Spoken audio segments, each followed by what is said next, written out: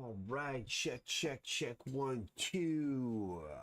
And we are live. Let's see what's happening here. Checking in on the social networks. Twitch is up. Kick, welcome to the show, Kick. YouTube, what's going on, YouTube? Let's see here. It is connected. We're live on YouTube, I believe. Let me see. Let me refresh YouTube here. I'm not seeing this thing.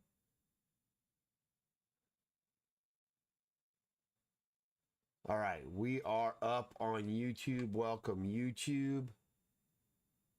And Facebook. Welcome, Facebook. We are live on Facebook. Welcome, everybody. This is the Sam Crescent Art Show. We are live on the internet. I'm Sam Crescent, working on my Strength Monsters comic book every single day. Let me just get a few more things in place here. All right. Everything is working. Let's get this party started. It is Friday, May 22nd, 2026. We are headed into the weekend. What a weekend it's going to be. Lots to do. Lots to do. All right, let's see here. I'm going to work on my rotational cube drawings for my warm-up to start out. We're going to animate this cube and we're going to make it move. And then we're going to get right into the Bridgman studies. Excuse me for blowing my nose. We're going to get into the Bridgman studies, and then from there, we're going to get into drawing the comic, and we're going to get into coloring the comic book.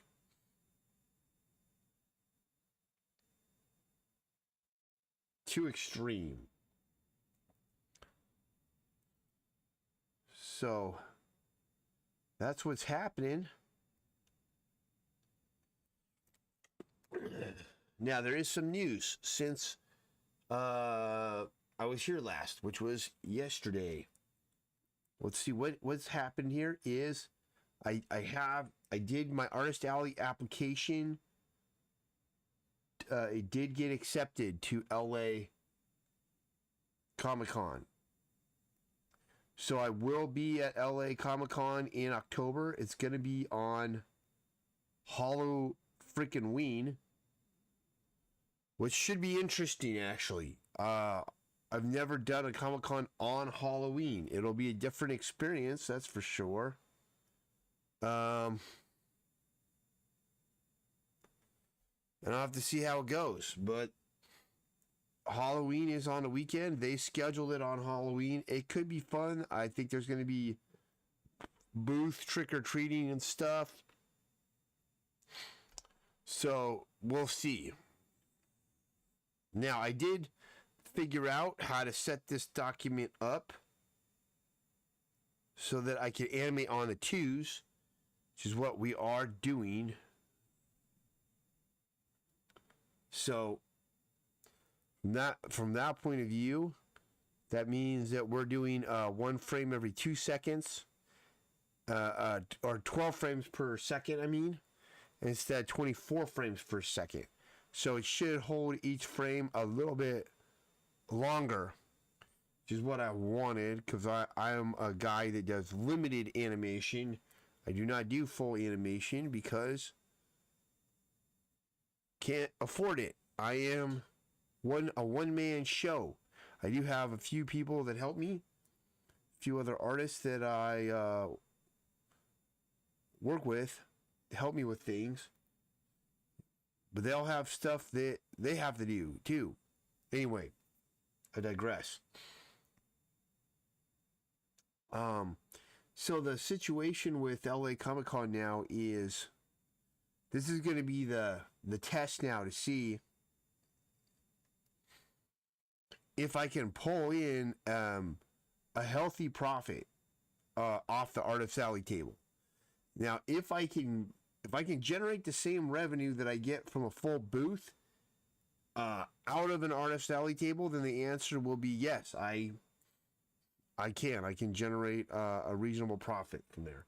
If I cannot get that same revenue from the Artist Alley, then the answer will be no.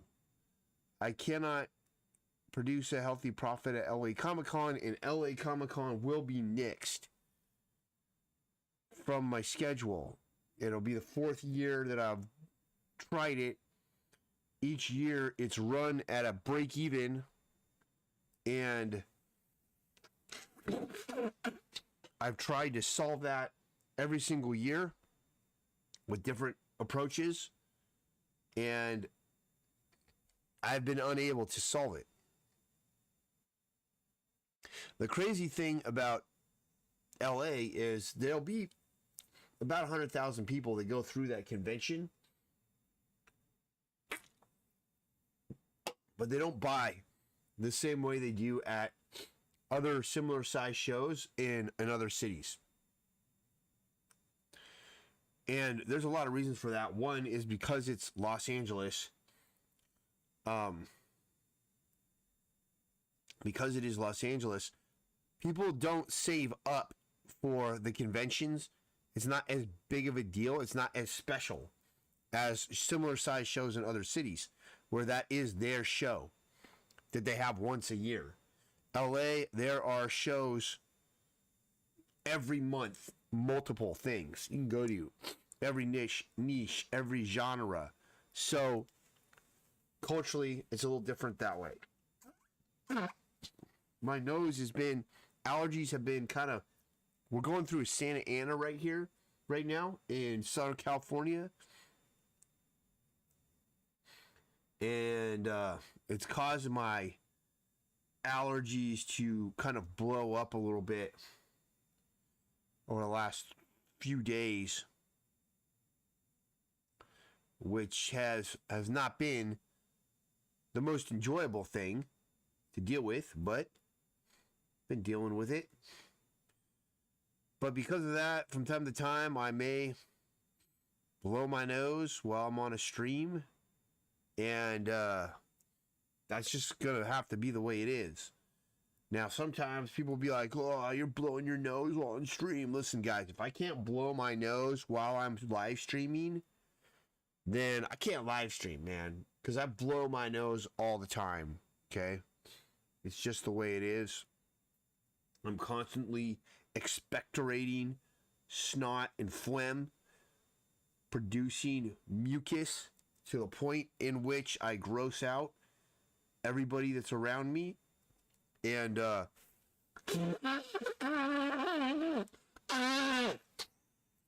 just the way it is. Oh, I could take some allergy medicine. Yeah, I'll find some. There's some that I was using that was kind of working. I'll try that out. Usually it doesn't do anything, to be honest. But there was one that I was using that was not too bad. I gotta start using it again. And I will.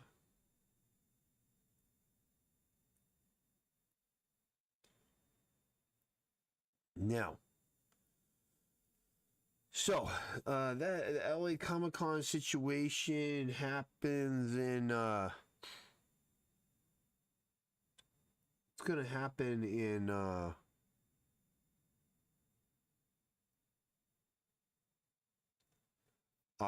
October. The thing about it is there's a lot of people, because there's a lot of vendors that come in from other states and everything that actually end up really disappointed when they do LA, because they assume that because it's Los Angeles that it's going to be huge. Like they think, oh, LA Comic Con big. And a lot of people don't understand the differences between the areas in that greater LA area, I guess you'd call it. the county, the various counties that surround it. They confuse, like you go to Long Beach and they'll think that that's LA, and it's not. It's like a completely different city. It has its own downtown area and everything. They'll go to Orange County and think that's LA because it's all a giant metropolitan area where every city runs into each other for the most part. Once you get up to Orange County, well, pretty much even in San Diego now, everything runs into everything. It's just a huge corridor of city that just goes and goes and goes.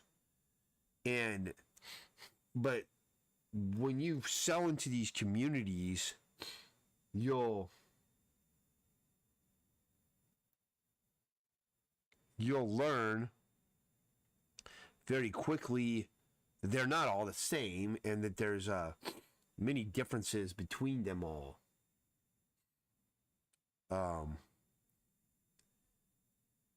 And LA is actually one of the more difficult areas to sell into, whether it is any kind of convention.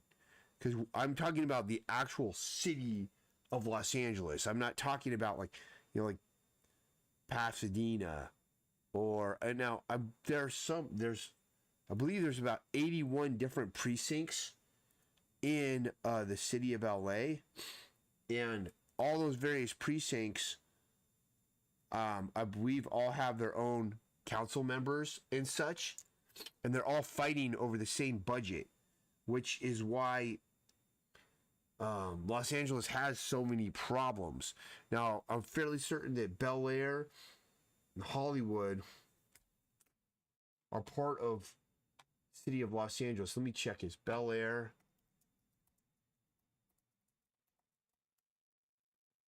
of Los Angeles? Yeah, it's a neighborhood within the city of Los Angeles. So is Hollywood.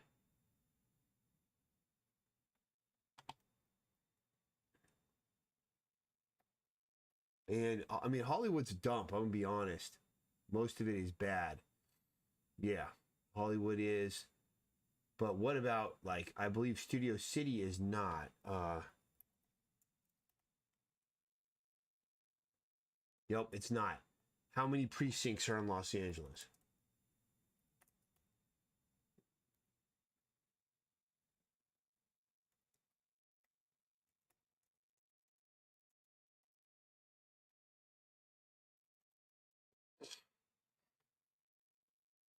$5,000 voting precincts.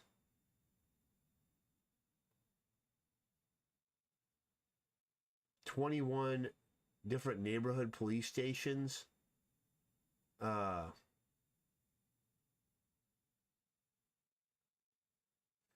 It's like the way it's set up. It's like in New York you have these boroughs. They call them boroughs, and I think it's a little easier to manage. But I think Los Angeles, man, is like just.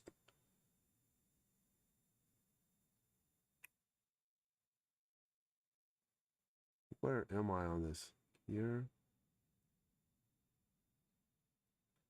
I think Los Angeles is just it's rough, man. Like selling into Los Angeles.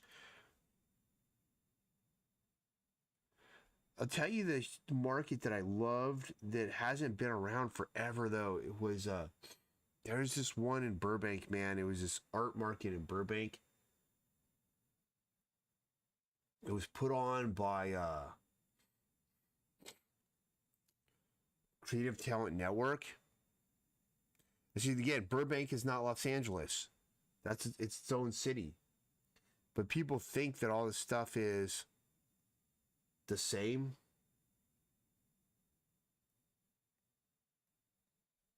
They don't understand that it's not. Burbank is it was downtown Burbank, old Burbank, basically. Where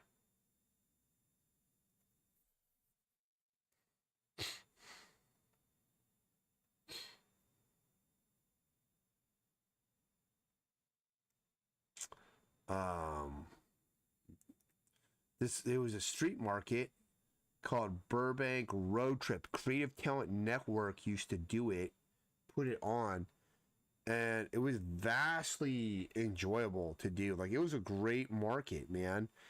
What was cool about it is basically just a giant artist alley, and it was mostly people that were worked in the animation industry up there. Like, it was made for them, so they'd have like an opportunity to come out and showcase all their stuff, right? Like their own independent work, their own prints, whatever they wanted to make and sell. And also for people that wanted to kind of break into the animation industry, or something, like get seen by the industry, you could get a booth there, and like people could see your stuff, you know? And man, I really enjoyed that market because it was just a lot of people would attend it, and they actually bought. It was a free market, but it actually sold well. And yeah, unfortunately though, it never came back after COVID. And I know, it just is a lot of work to organize something like that, promote it, pull the permits and everything. But the crazy thing about it was that um, people showed up for it. Yeah, see, that reads a little easier than yesterday, because and the reason why is because um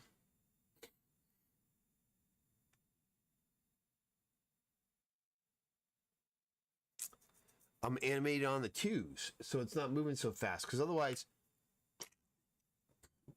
animated on the ones, you're doing 24 frames per second, and you've got to essentially draw twice as many drawings in between everything. You're gonna have smoother animation, but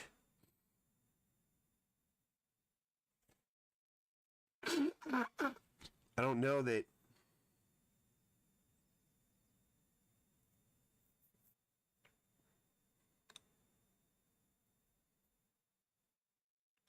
I might do a couple more, but I'm gonna move this up. I'm gonna move the thing up.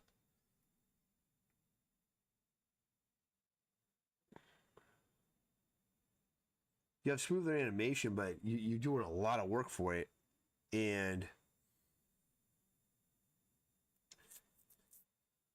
with the internet and stuff, it's not really worth it, because the internet's all about high volume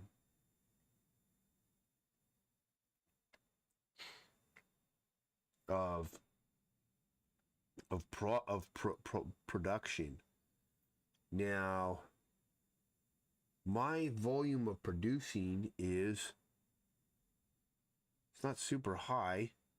There's a theory that like stuff that takes longer, like slower produced things, art that is going to make its comeback and be more valued. It's not, and the reason is simple. You're still competing with all the stuff that's being made quickly. That's just the way it is. Move this here more.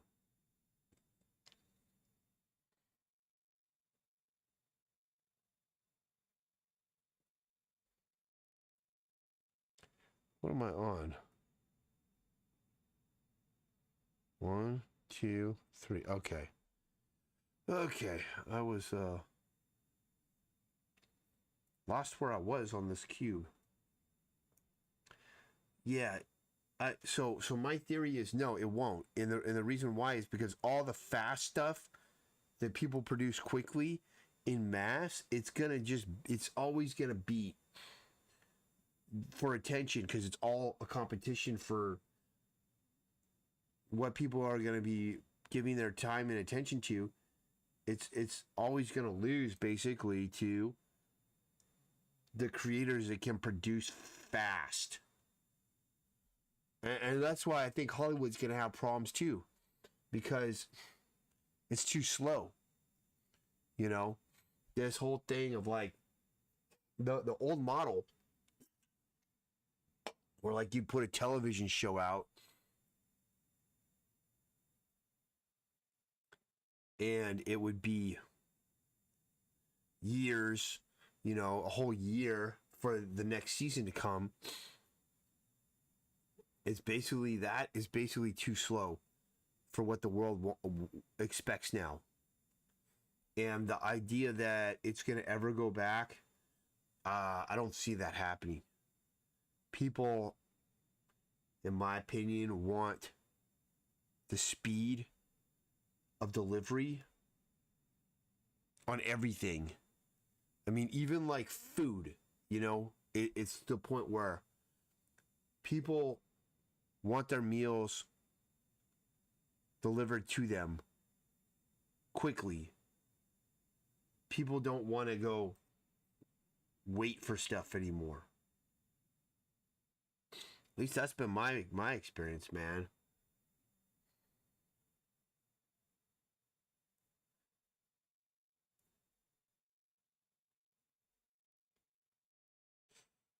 We're on 12 there, so I finished a full second of animation according to how I'm working this thing. And let's take a look at this rotational cube. We'll see.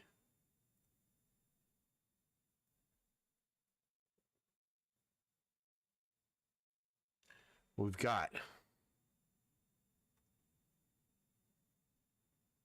Yeah, look at see how it moves up and back. That's pretty cool, huh?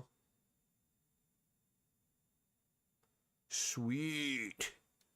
Let's just fill in a few more. I set this up to be a 2-second animation, 24 frames. So we'll do one more here. We'll just keep moving this thing along. And this time we're gonna go here. Whoops. Crazy how I copied that. Down. Down. Start back to a square.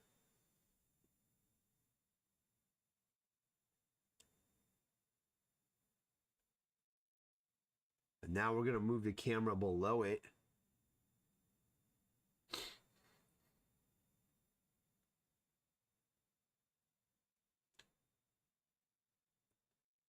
So you're going to make this square look like it's kind of coming forward a little bit again. For this cube.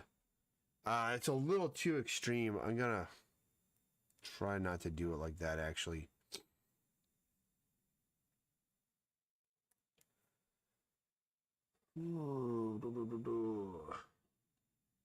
But this is coming towards us, so...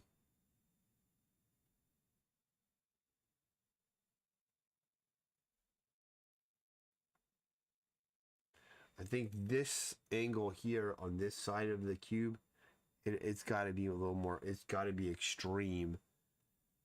I'm talking about the angle where that it's turning away. That's like what I mean by like how extreme the cube is. I think it would mean how if it's a short lens or a long lens, something like that. Problem is that it doesn't look like a cube anymore.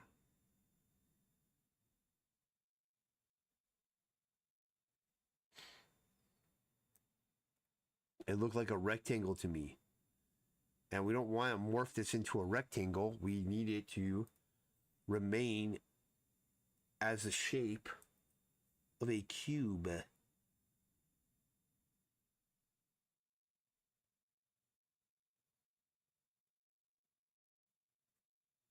There we go. Do another one now.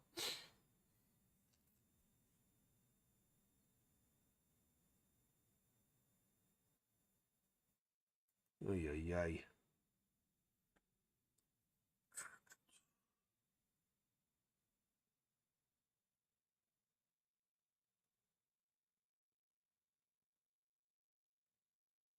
No.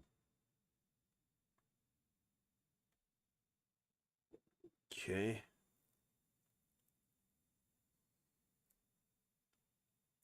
We're at 16, 15 frames. 16. I don't know if I'll even get to the 24 frames here. But we will try.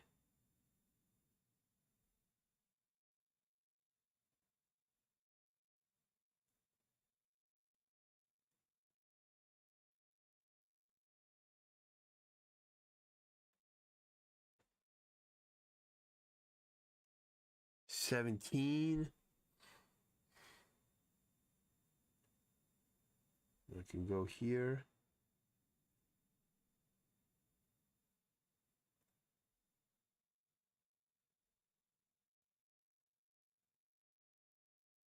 I just made the cube bigger, so now the cube just grew. Don't want to do that. Okay. 18, we're going to be back to a squared on shot.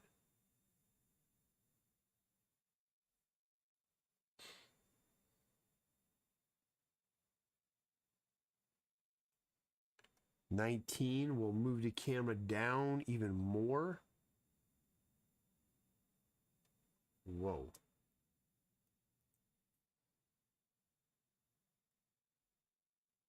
Let's see here.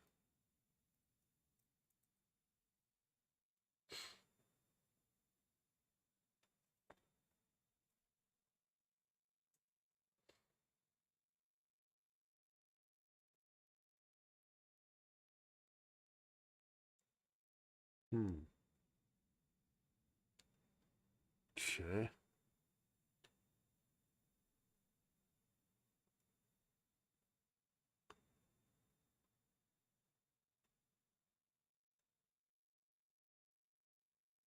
That does not look like a cube.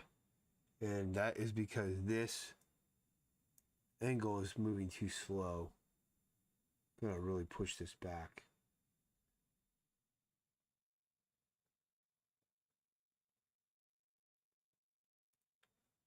These proportions right so that we still have a cube.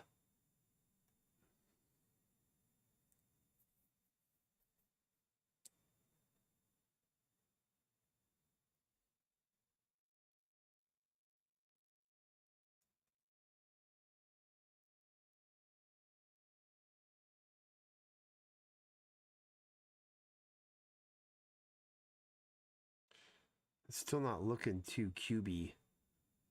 Looks less like a cube.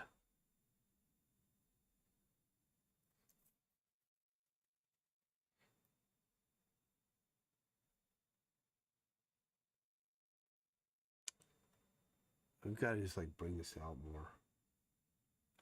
It's the only way.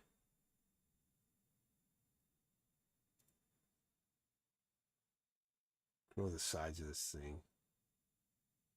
Same thing with here. Like we've got to bring this out to there.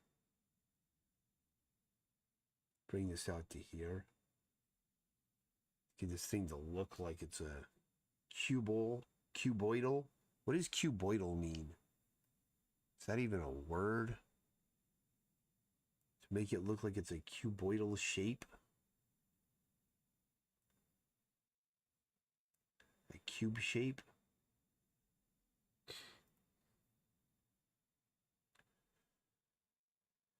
I'm spending probably way more time than I should on this. Oh. But can you do about it?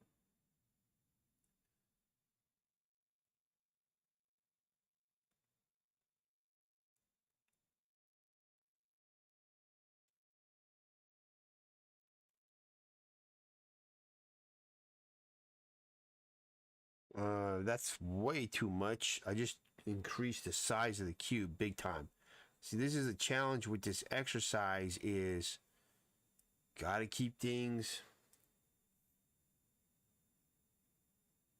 a consistent size. You don't want your cube to start growing all of a sudden, start becoming more larger than it's supposed to be. all those things, all those different variables, got to keep control of.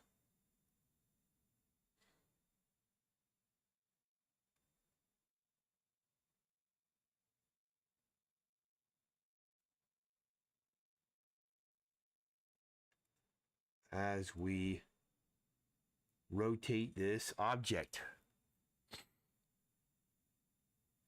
It's got to be more extreme, I feel like, because this angle's closer. Let's push this more there.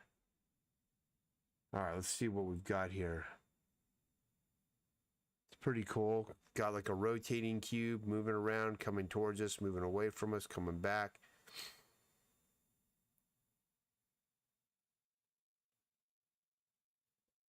We've got the perspective and angle changing. Do a couple more frames here to finish it off. And let's see here.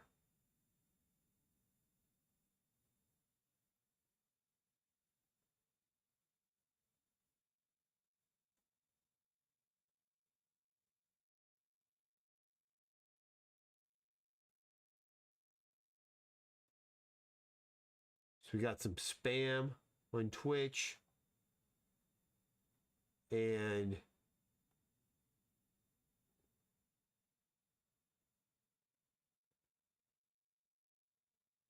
that's pretty much it.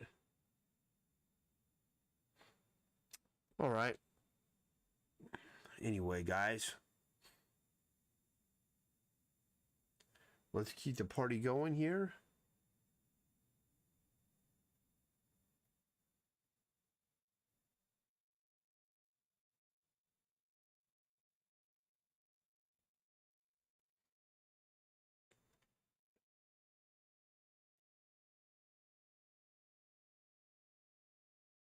It's like I'm out of frames. If I drag that back, and we can add another frame. So at least I figured out how to do that. In the old Clip Studio. And boom, we're here. All right, let's give this a play and see what we have here for this rotational cube drawing exercise. Kind of cool. Maybe I'll save this and we'll build on it and we'll add more things spinning and rotating. Just make this like a bigger and bigger animation project as we go.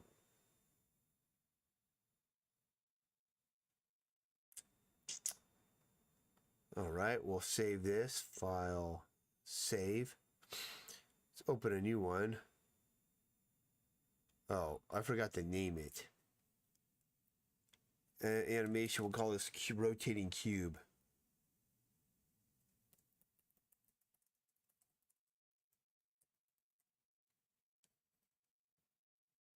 All right, let's do some Bridgman. Been going for 30 minutes. It took me 30 minutes to do that. But it's okay. We'll do less Bridgman. Let's see what we got. I was working on this back.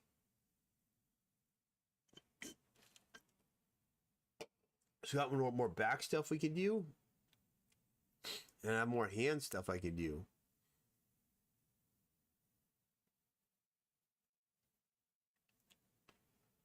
So there's a couple interesting hand poses here. Let's work that first. Specifically this one here. Looks, it's not all the way completed. And it looks pretty hard. Let's get this a little bigger.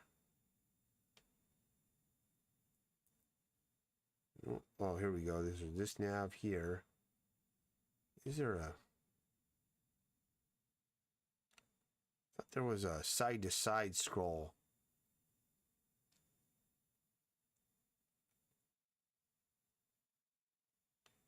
I guess not. All right, that's good enough. We'll work on that one. Let's move this over so you can see what I'm looking at, what I'm trying to draw here. And we'll try to do this guy right there. So, the thing is it's not the back of the hand, and mostly the theme has been the back of the hand. So I think I'm maybe gonna skip that. We'll work this one because it's we're looking more at the back of the hand, which is what we've been focused on.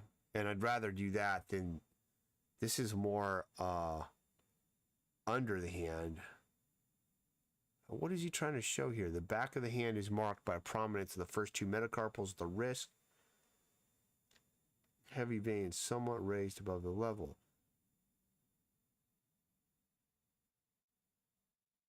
These diverge from the middle knuckle, carrying over the first and third, while that form between the third and fourth curves over the fourth. I have no idea what he's trying to explain there. We can do this one too. That's a good one to do. There's some things happening on that pinky that he's showing there and there. So let's do this one, actually, because there's some important stuff. All right, so I'm going to do this, and I'll show you what I was looking at. So we're going to go with my paddle shape. Hold on.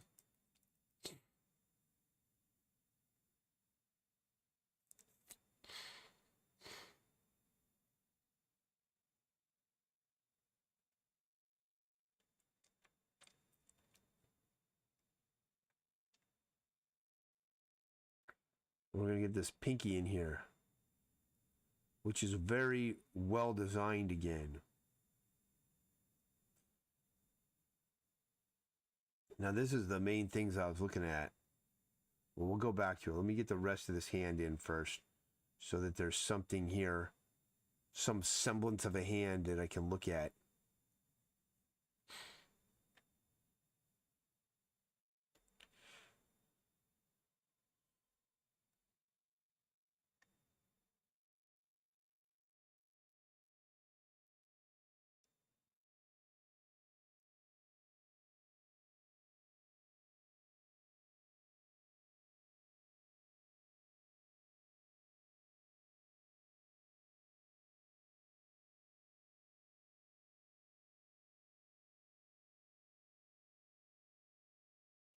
All right, so we've got the hand dropped in here.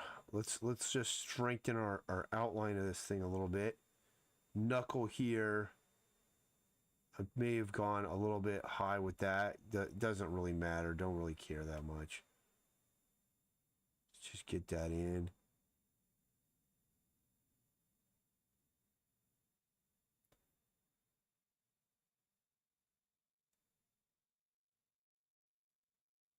No.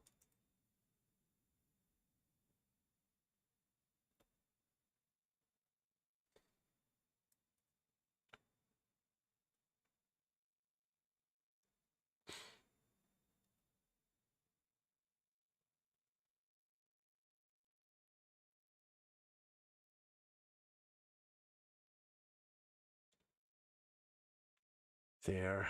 Knuckles there. Now, it's this pinky here that's the most interesting thing to me about this whole drawing.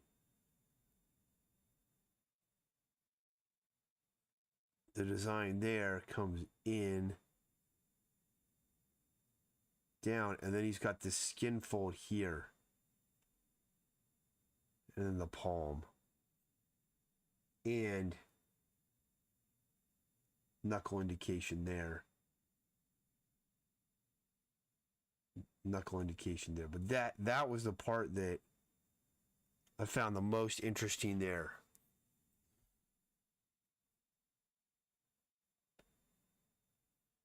Was that. And then here he shows it again right here. He's showing that even more up close, saying, pay attention to that where the skin kind of bunches there.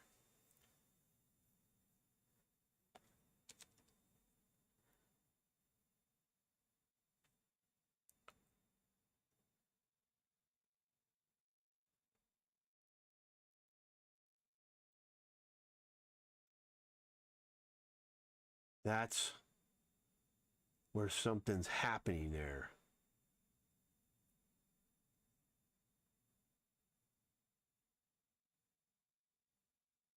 Look at that angle here. It's about right. No. Like that. Skin's bunched. And then curves.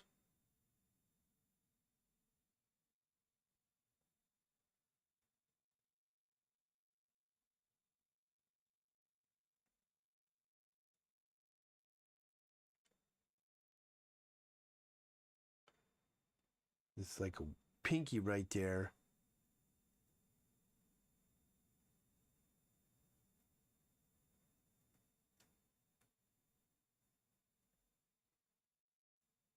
But again, this is what he wanted us to pay attention to, is that bunching.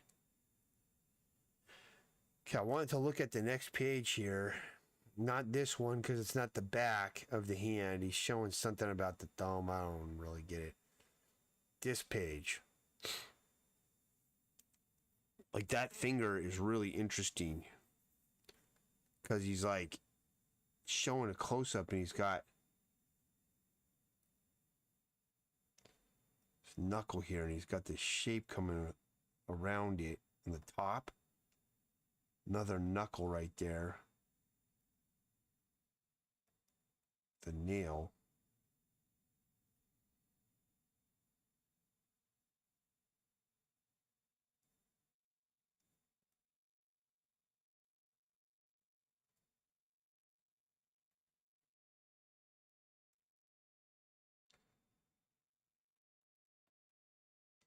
Some rendering here.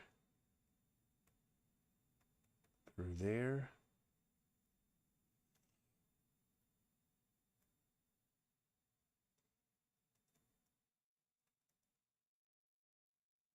I mean, that's an interesting way to depict a finger. It's like he's got a, it's almost like he's got kind of this shape here. It's like if I was going to draw it this way.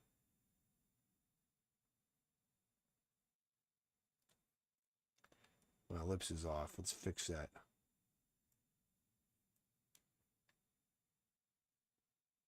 Here. And then he kind of ramps it down.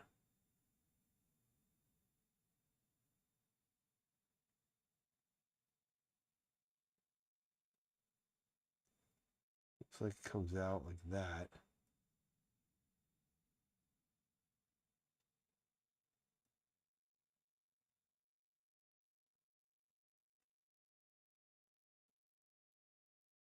For this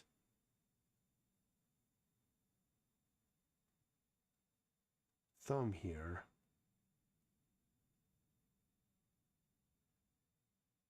knuckle connector. I'm just taking this thing, I'm just kind of rotating it over because it's a simple shape to do.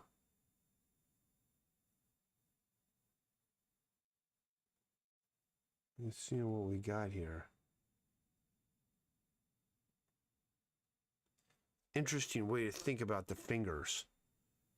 There's a thumb one right there. That's kind of cool. We'll draw that one. Actually, that's it. We're not going to draw that one. Call it a day. Got to call this a day. Otherwise, the day's work becomes the warm-up. We did boxes. I did a few fingers, a hand. I need to review my veins again, though. You know, like here, if we're going to do the veins on this hand, we remembered it. They came up like this, and then they kind of met up, I believe, right there. There's another one that came on this side. And then they had branches going on each side. I've been looking though at people's hand veins lately, and like they're different kind of on every hand. Like they're not exactly the same route. It's kind of like that. But the main ones is like there's this connection here, and that's pretty much the main thing that I remember about it. Anyway, let's move on. All right, we've got to do some new characters here. Let's get Alligator in the scene. Okay, so we're going to turn off Gorilla so he's not kind of in a way.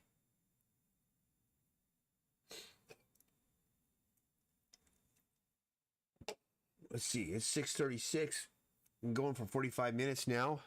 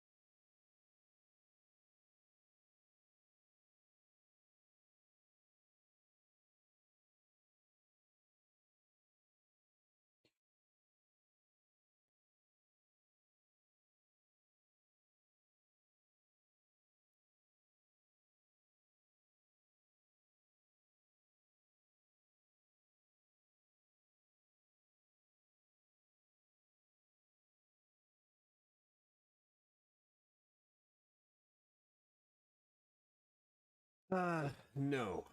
This is like this is not the shape I want for an alligator's head. Or crocodiles or whatever. I'm going to go more here.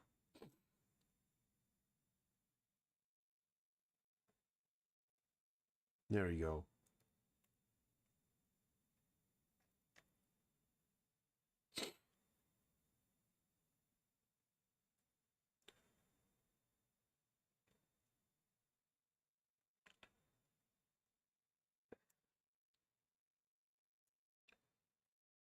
All right, let's get this thing done.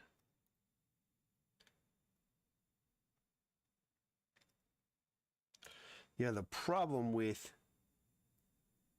So, I was discussing earlier, the problem with the internet kind of is it does basically seem to reward speed. It does reward speed over slowness, you know. So if you have artwork that needs to be made at a slower pace, like how do you overcome that? You know, for example, like even these comics, we're making progress every day, and I've been able to put a ton of content out, you know, around it fairly quickly by clipping these live streams and such. But the actual product is slow. Like it's like I can't get these out every month. It's one book a year is all I'm shooting for, you know. And how do you survive in this environment? You know, it's a tough challenge right now, and I don't think I know the answer to it. But what I'm not gonna do is pretend that the market is something that's not. So, for example, there's a lot of people that pretend that like, oh, we slow things that are made slowly that take forever to come out. You know, the artwork that is made, you know, over a long period of time, that's going to be coming back. That's going to be in, and all the stuff like that's made quickly is going out. No, that's not the case, man. And people that are selling, you know, people that say that, they're selling that narrative because they're trying to get you to buy whatever it is they've got, or whatever it is, training or whatever the thing is that they're selling, and they want you to feel, you know, like, oh yeah, they know what's something that most people, most business owners, most people, something they all struggle with? Oh, being too slow, not being able to finish the project, not being able to finish the product fast enough, as fast as the market wants it. That's a problem a lot of businesses will face. And so one of the ways you can make a product to try to create the solution is, oh, we have the solution, and it's not to get faster. It is to do things even more slowly, because that's what the future markets are going to reward, is slowness. And it's just not the case, man. And that's just, I just see that mentality as more or less just a kind of a cash grab, to be honest. And most of the stuff on the internet pertaining to business is pretty insincere.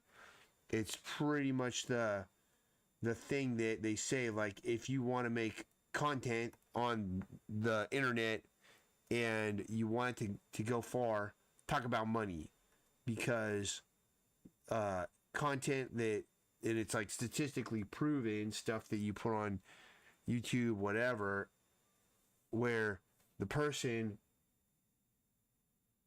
constantly talks about money, it gets more views and more clicks. I mean, it's like, that's the system, that's the current system that we live in. It's been around since the dawn of time. People don't understand that the origin of money, of actually money, was birthed out of debt. That's where money was created from. Okay, that's how it came about. It did not come about from barter or trade. There was no advanced civilization that exists where everybody was trading services and bartering on a barter system first, and then they're like, this isn't efficient, let's change over to money. No, that never happened. Realize that the money has been around for as long as all civilization. That's the thing that people don't understand. It's the oldest written language that exists. The reason we came up with a written language was accounting was the first language. It's the first language ever to be written down. And that was for trade. That was the first language to ever be created. You know, all other written language came after. Money, we can't find any, you know, any real historian will not be able to find any civilization anywhere where there wasn't a means of money in existence there. It's a weird it's an interesting phenomenon when you think about it like that, because we usually don't. Now, the whole thing about it is my point being, oh, money came out of debt. What are you talking about, Sam?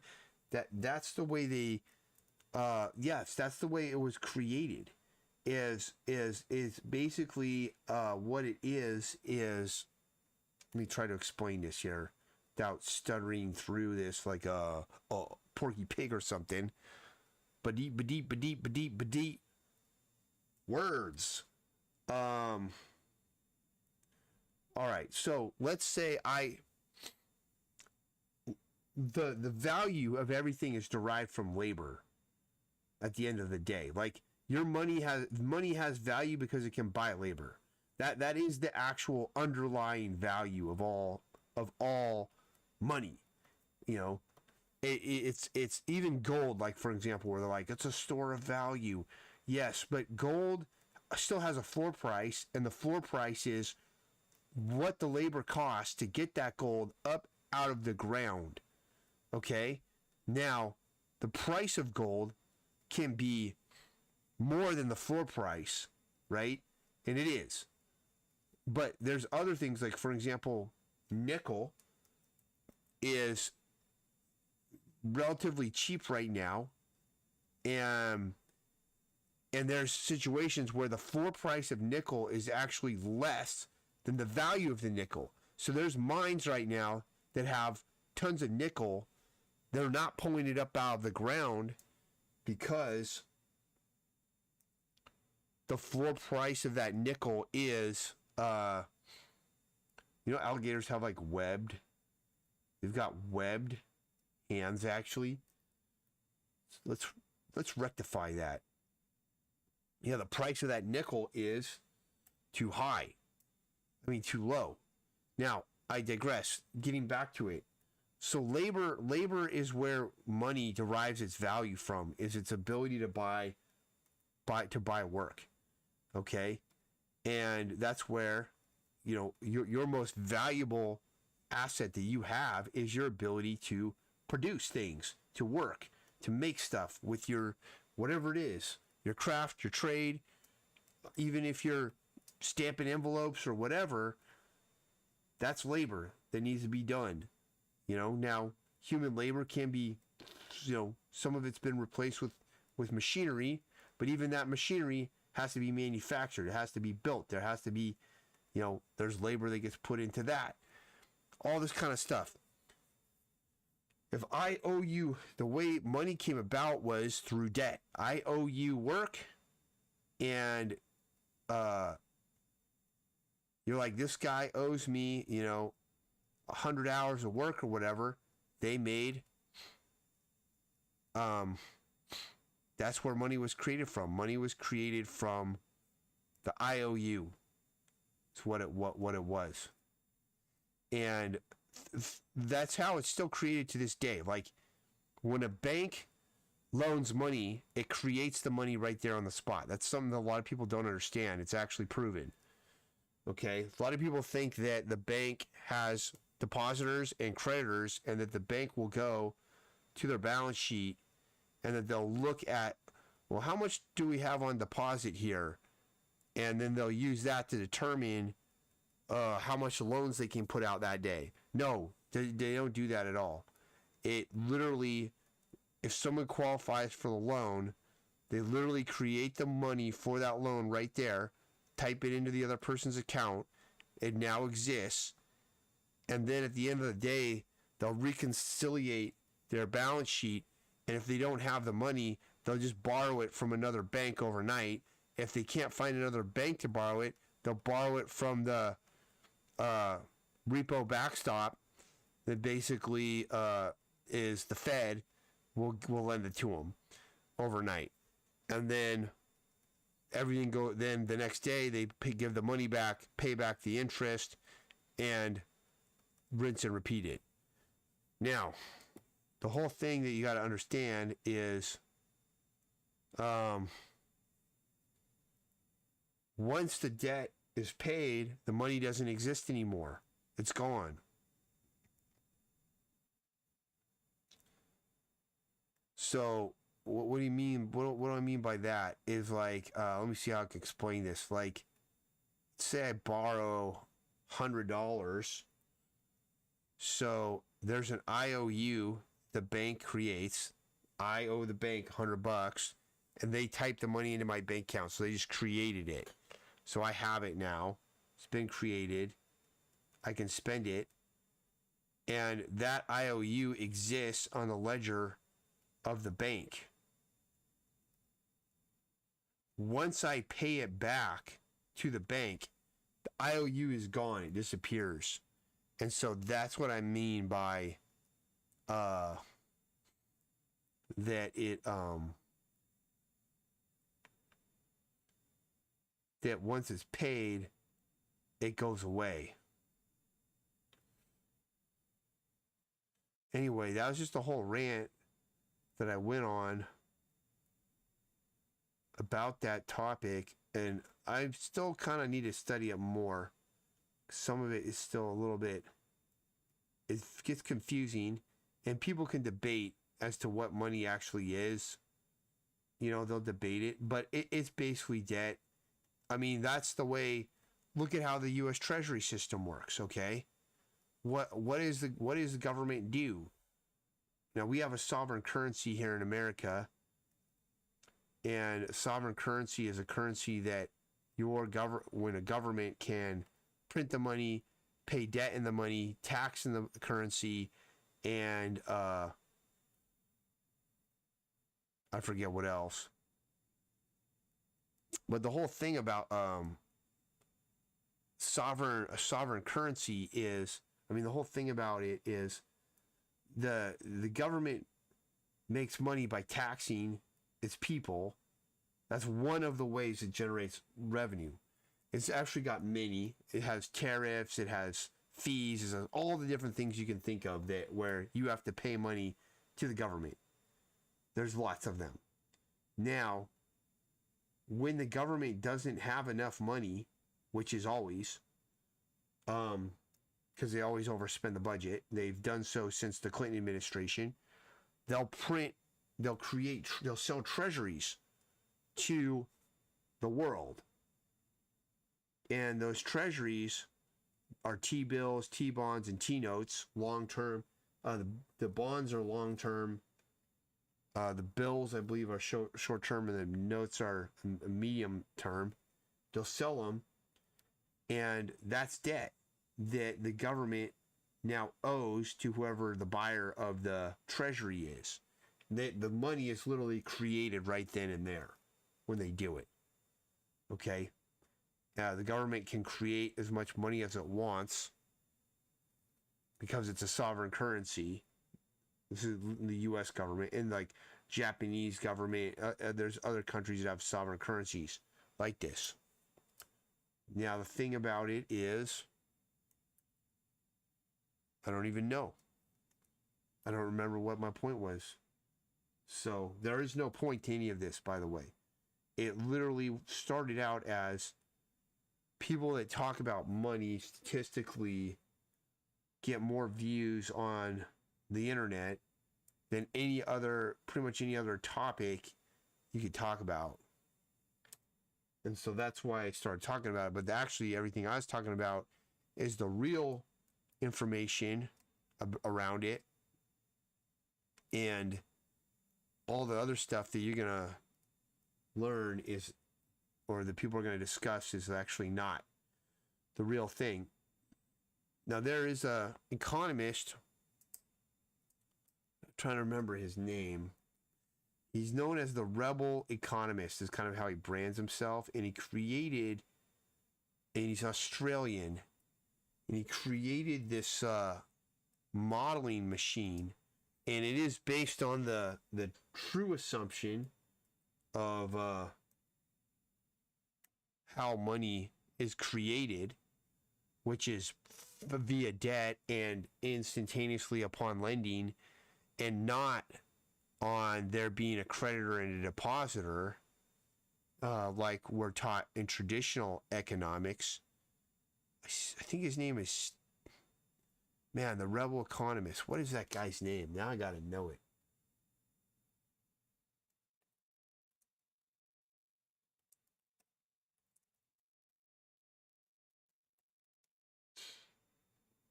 Steve Keen. Australian guy named Steve Keen. And he made this interesting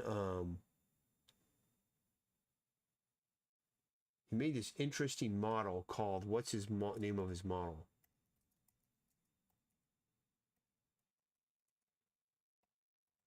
Now, I'm telling you guys information that nobody knows.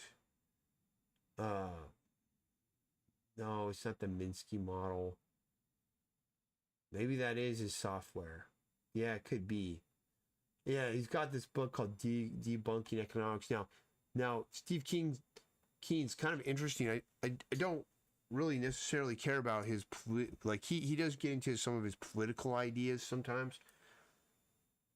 Don't worry about that. The thing you want to pay attention to is the economics that he's aware of with the double book entry accounting and a creation of, I'm just making this guy's head a little bit bigger. It's like, seems a little bit too small and stuff. The creation of money via debt and via lending, and there's several sources that he cites. Like, for example, the Federal Reserve Bank of England, it's literally admitted it in numerous papers that's how, the banks create the money when they lend it.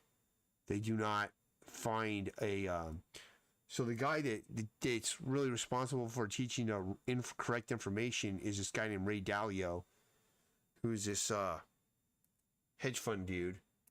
That he's done a bunch of economic books, and it's all based on there being a creditor and a debitor for all this stuff, and that's where there's a problem with it, because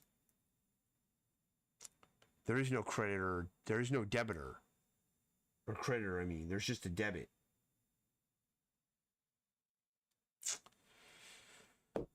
All right, let's see here.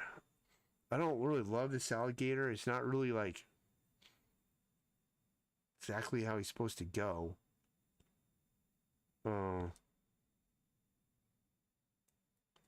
See if we can fix it a little bit.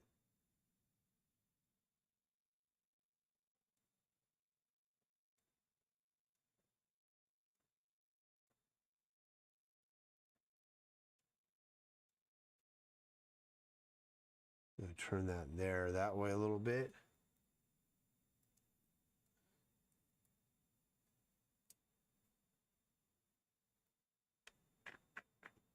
I mean, the reality is this hand would be there, but we could draw it over on that side, but it don't look right unless I wanted to make it go.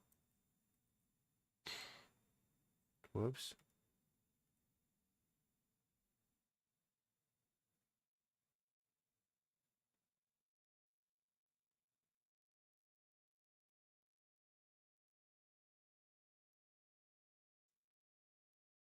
Nah, we're just gonna leave it. It's like this guy's in profile, I guess. I should look at him in comparison to the whole scene, though. I almost think I'm gonna redraw this alligator. I am, because he's just not working. Let's turn off this rest of the stuff. It's not interfering. And let's redraw this alligator, because he's just he's not working in the scene here. He should be a little bigger too.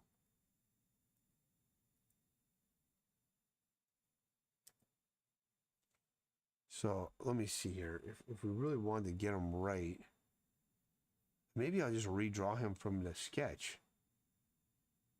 Where's that sketch? Okay, I see you.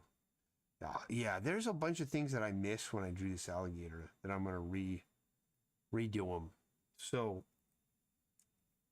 here's the thing you're going to notice in my sketch here is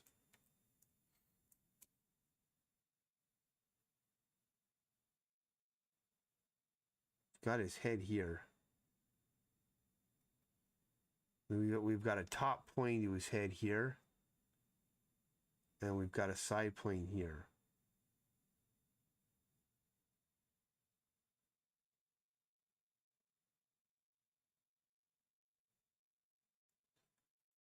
Okay. And so I lost that because I just basically just put the thing in profile. You know, I mean, it's cool, but it's wrong. It's wrong for this scene. Now we've got a midline here coming down, and then there's a twist here that happens. See that? Where basically, let's try and work this out a little better. Let's think of this more as a ball here.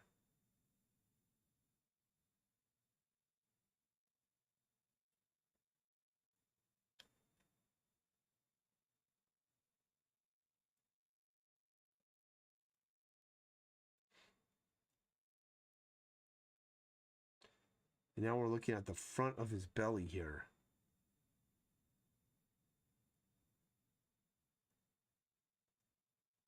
Okay.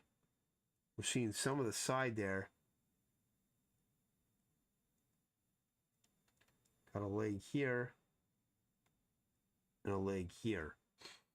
Now it's coming back and it twists back around and away from us.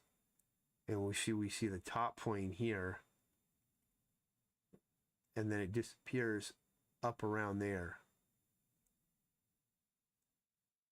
Okay. arm here. So I had to break this shape down a little better. This is actually going to be through here.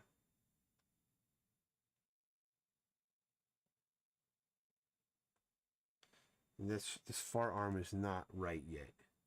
Let's fix it here. Gotta fix this shape a little bit here. Let's just draw through it. If we connect it there, when we come back out.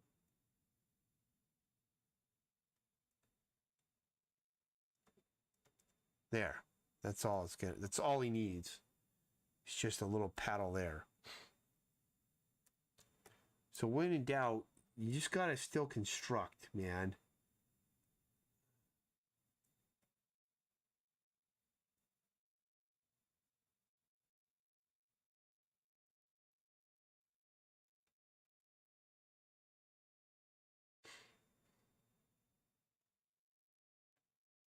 Something like that.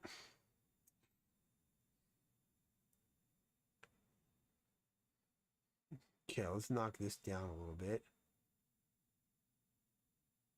Now let's get this thing detailed out.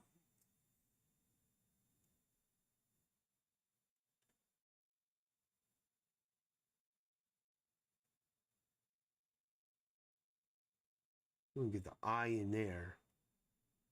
And there's going to be a side plane to this and a top plane.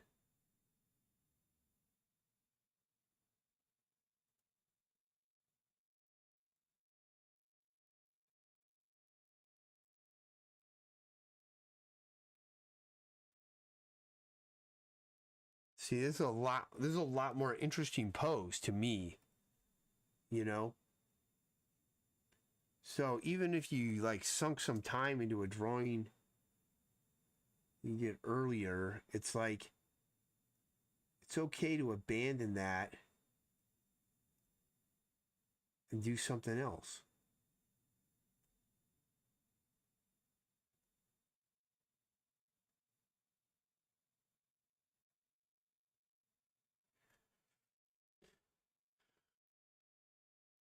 I don't like this eye, man. It's weird.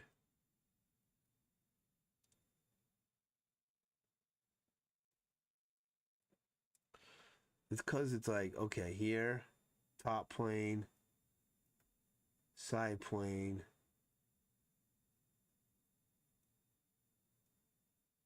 Under. That's fine. That eye works.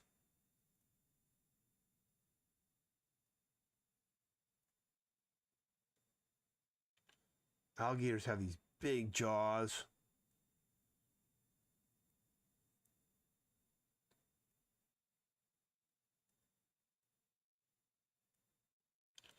And I just give them these like kind of bump thingies here. And this is obviously a caricatured cartoon, stylized, abstract version of an alligator, but who cares? It's fun.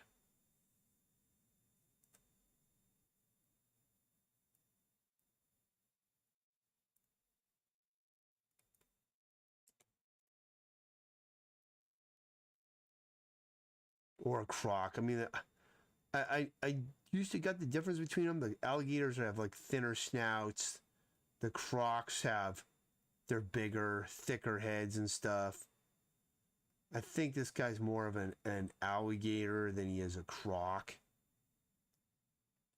Okay, I'm going to take that tooth off. It looks a little weird.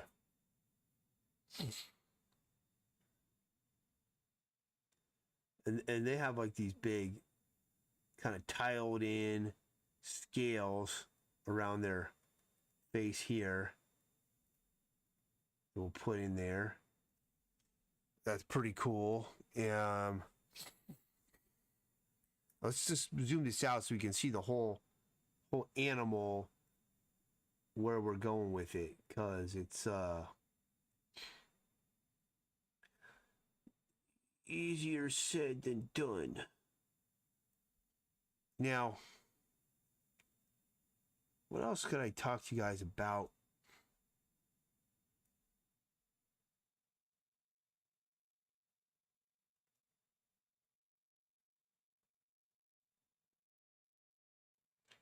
Give him some scales here. I mean, this is just, it's literally just tiled scales. Yeah, see, this alligator looks like he's in the scene now. Like, the perspective's more correct for this environment. Now, I did a really cool arm on this one. Maybe I can kind of redo that somehow.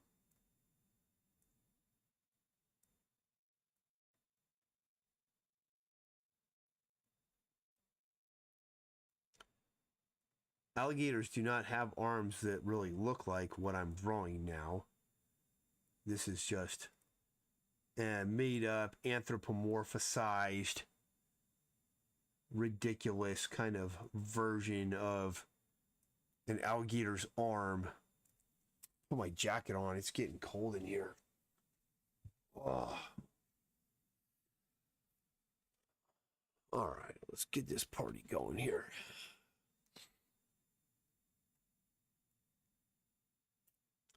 So this weekend, I'm not going to be going out and selling any place. I will be reprinting some t-shirts. And that should be cool. Now remember, the alligator's fingers are webbed, actually. Something that they need to retain to this drawing. And so, going to kind of erase some of that stuff there. So he's got his webbed claws.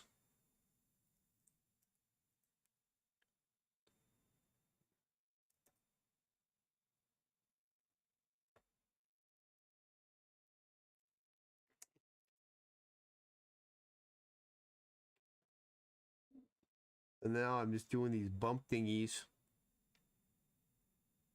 Those are pretty terrible. Let's redo it.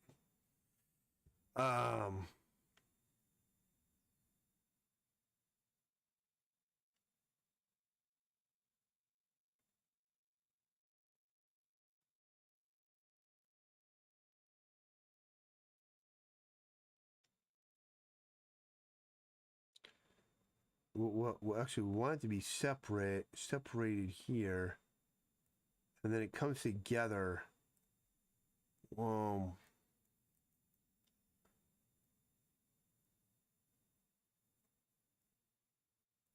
you get to about there, hold on. This is wrong. Wrong yet again.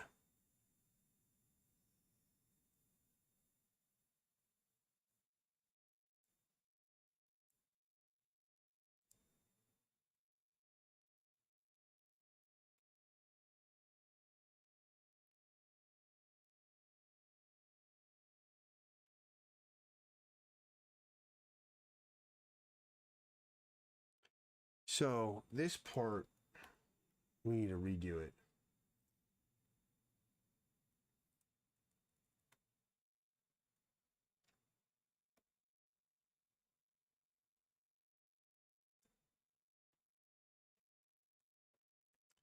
Because basically, we've got the under part of the tail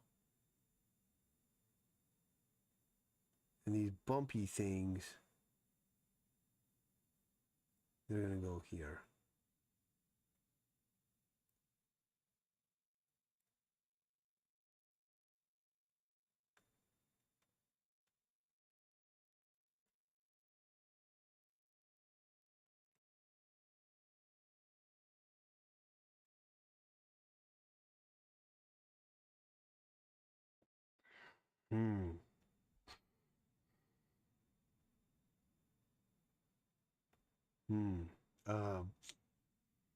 Still doesn't look right. We've got.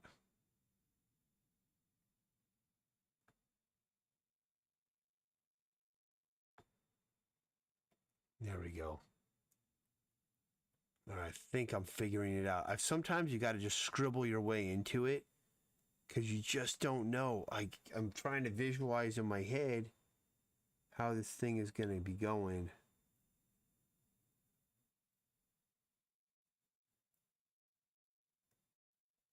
There, that's what I want. Like that. See that twist that I've got? Now, you probably don't see it yet. But this is what I wanted. I'm going to move this down here. That, we'll move this down here like that.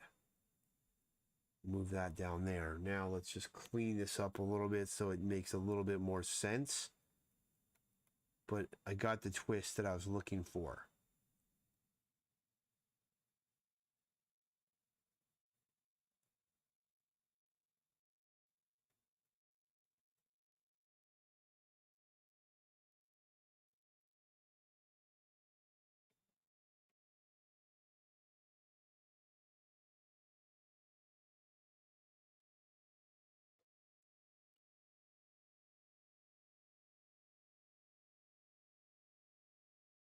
Like that.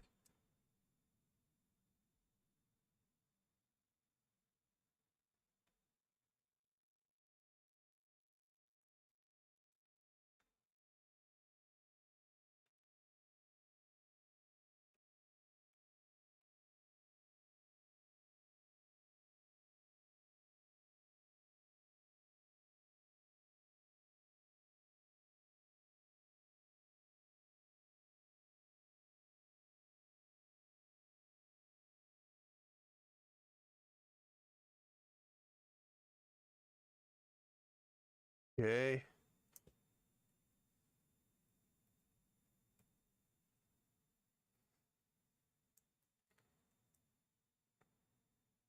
It is a little weird. It might be twisting a little too much. I hate to say that, but it's the case. Let me see if I can just kind of move this over.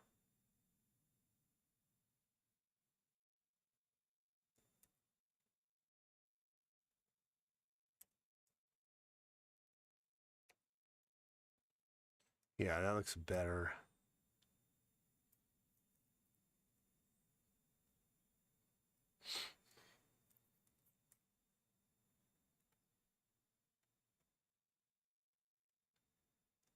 Get that going there. Get this under. Now we'll put in these alligator legs that I'm making up.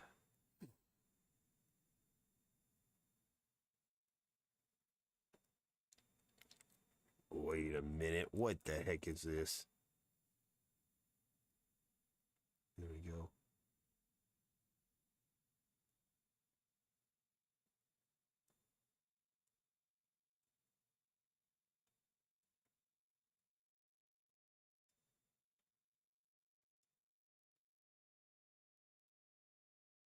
This is terrible.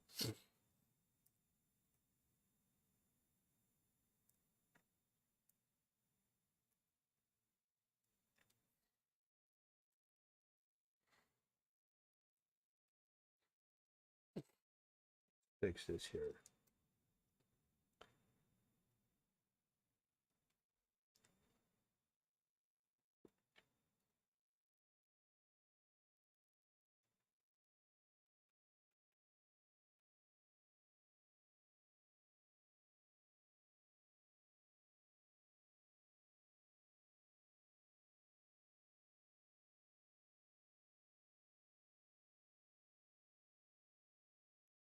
I can't see it. It's too small.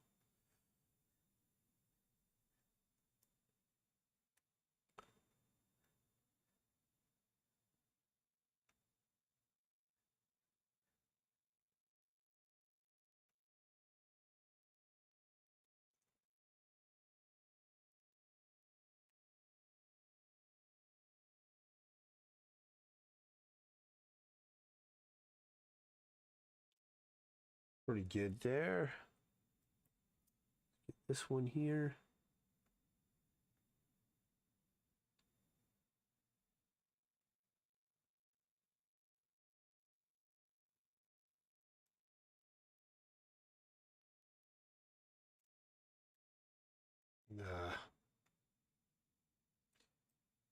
Mean to do that.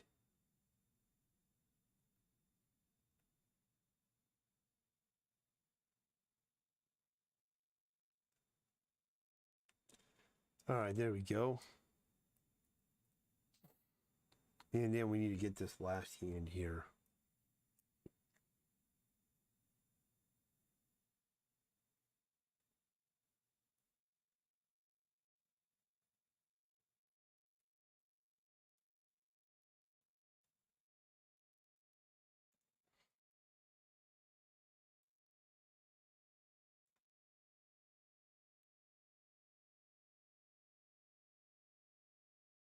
That's a bad tangent right there. Get that more there. All right. I'm going to take a break really quickly, and then we're going to finish off this alligator.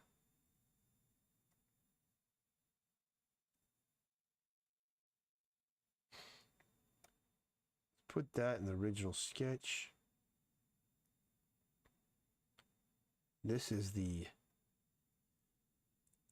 original alligator we did that we decided we didn't want, and there's that one. I'm going to render them both out after this break, sticking them up, and then I can show the differences between them. But see, yeah, that's a very weak one. This is a much better character, the new one. And I'll do this guy. I'll save Jungle Girl for tomorrow. Everybody gets excited about her. We've got to do Jungle Man and Leopard. Then we got to do a bunch of baby monkeys and baby animals. This scene will be done. Then I got to do the background, the environment. All right, I'll be back in a couple minutes. I'm going to wake some people up and see what's going on.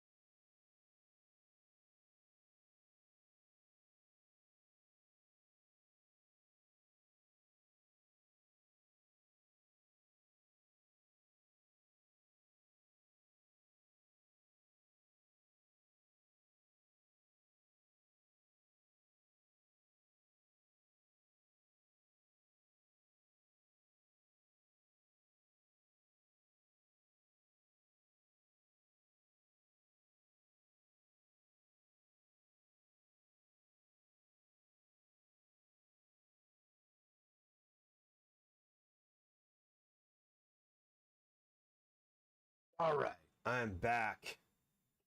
Apologize for that. Had to wake some people up and such.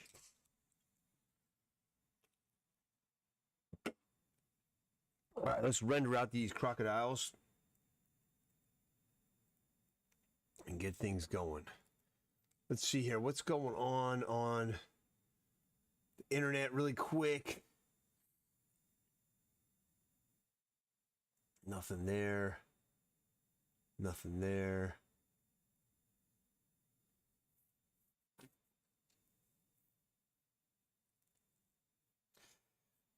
Yeah, it's just more spam on the old Twitch.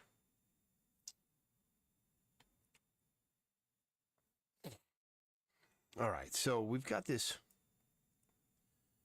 alligator. Do this one first. Let's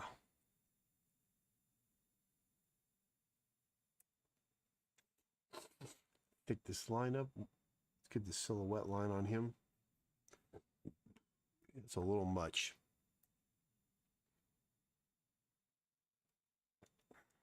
All right, so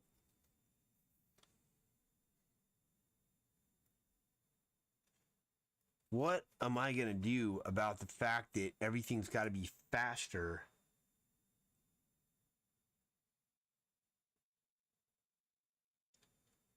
for today's world? Well, I don't really know that I even buy into the fact that things didn't have to be fast before. Because they kind of did. I mean, comic books were coming out monthly, bi-monthly, weekly. Like, I remember when Spider-Man was coming out, I think there was a Spider-Man book coming out every week during the heyday. Then that's speed. I believe that's more than what they produce now. We'll look that up. How many Spider-Man titles? Man comics are published in a month. This is the 8 to 12. The Amazing Spider-Man spin-off series. I think this is nonsense. There's Amazing Spider-Man, and then there's Miles Morales Spider-Man and Spider-Gwen. Those each get one, so that's 3. And now it's just saying what, and then there's miniseries and events, but there's not. There's 3. Marvel's currently publishing 20 to 30 books.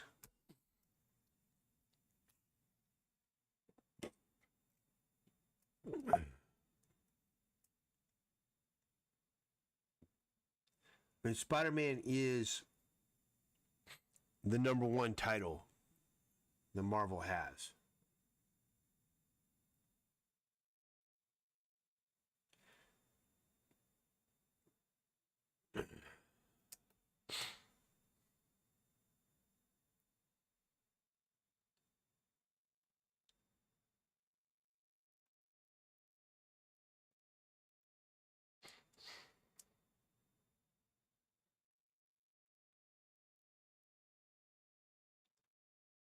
Okay, so I think I will argue that the world was always rewarded. Speed was always rewarded. There's never been a time where it wasn't. That's kind of what I think. Even if we go back to the Italian, Renaissance, it's like some of these guys, yeah, the art took a long time. And maybe that's the one. I think there's a different mentality though. A lot of the art that was created like by the Medici family, commissioned by the Medici family, or I'm probably pronouncing it wrong. All these people. It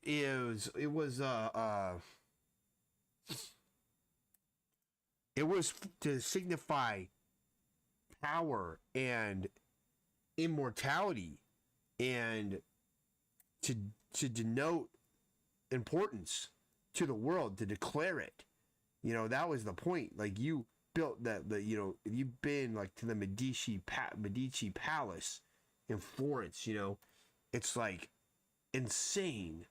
The art collection there, the level of detail and the architecture, the ballrooms, all of that. The I don't know if it's thousands, but hundreds of years later, you know, that family is immortalized. The family's gone extinct, by the way. There's the line, that bloodline, the Medicis died off, but we still know of them because of the artwork that they commissioned and paid for in their lifetime, their legacy. So it's like, you know, some of humanity's greatest achievements, that family funded. And that's why it still exists and why we still revere it to this day. Totally different, though, mindset than how art's made now. Very rarely now you see things happen maybe in architecture and stuff, but everything's far less permanent than it was back then. You know, like the way we make buildings, you know, drywall, all that stuff, you know, the construction was different. The Medici Palace is like all built with like stone and everything. It's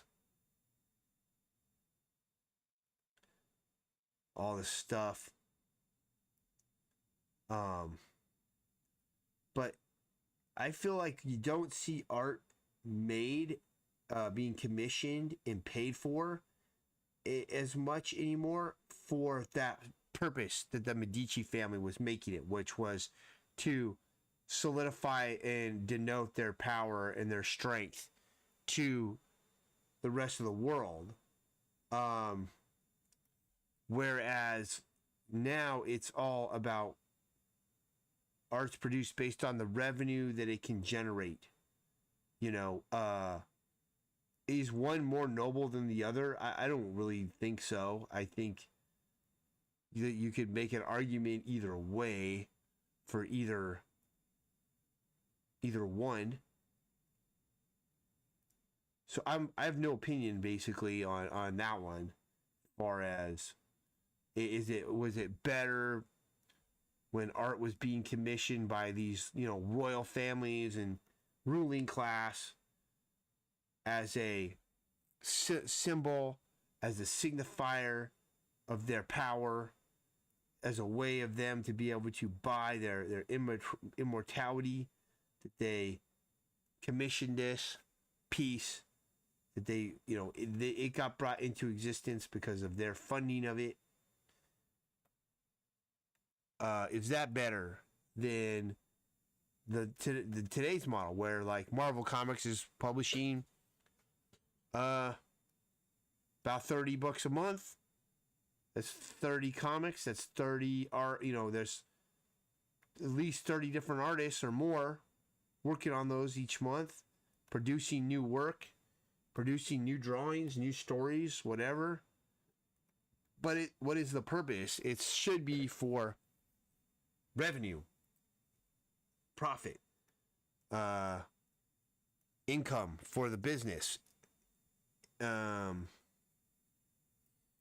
And the side effect is the artist gets paid and everything, but it's much different. You know, there's something different about a Raphael sculpture made out of stone that's basically gonna have a permanence, you know, an endless permanence. Whereas the Spider-Man comic book has no permanence. You know, in comparison, it's eventually, you know, I don't know, they're printing on better paper now than they were. It's a little more archival. Like the paper now might last, you know, maybe these will last. Surprisingly, the archaic paper has been able to last we've got comics that are 100 years old now, and other comics getting close to 100 years old. They still exist. So from that standpoint, all the old stuff that was newsprint printed, though, it's eventually not going to exist. It will not survive. Definitely not 200 years. I guarantee it. And some of these books are getting to the age where we're going to see some massive degradation and deterioration of these books. There's this collection called the Q Collection, where this guy was buying a lot of key books and polymerizing them all, meaning he was like, it's like some kind of process where they infuse, they turn the book into basically like plastic, kind of.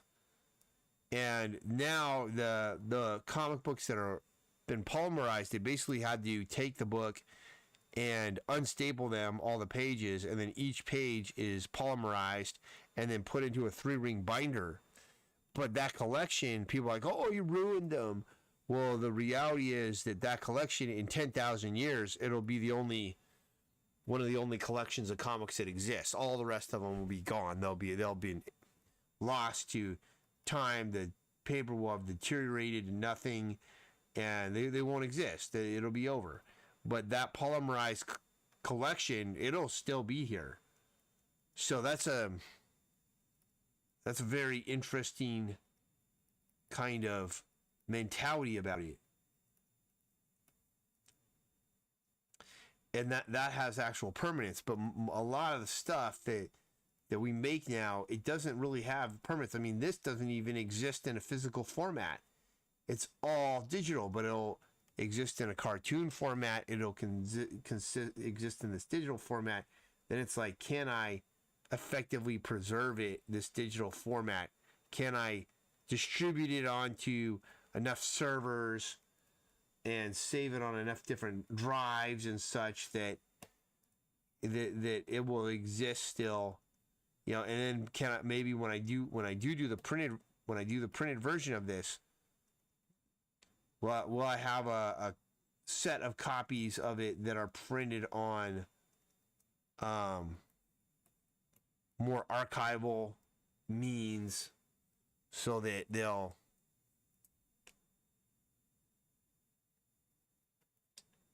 what do you call it?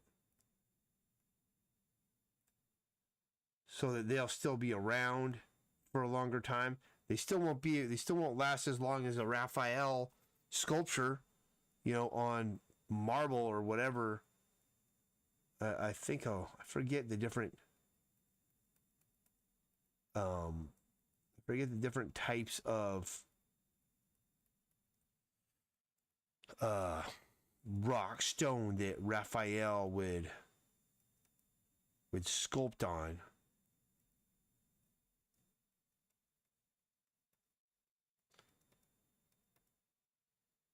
But I've seen Raphael's sculptures in real life,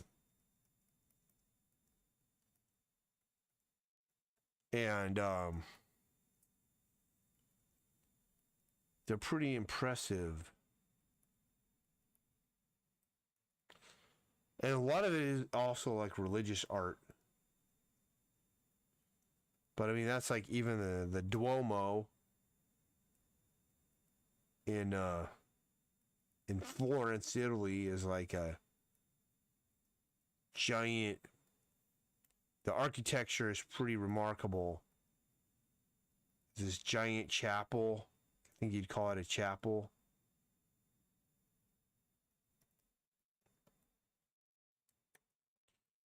All right, that guy's done. Let's set it up now. So we've got the folder alligator. We've got the line art, and then let's drop in the flat colors.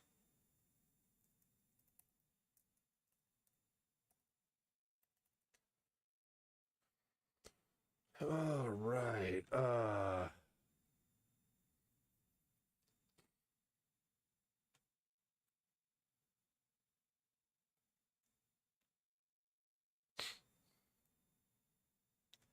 Well, we need to get a green here.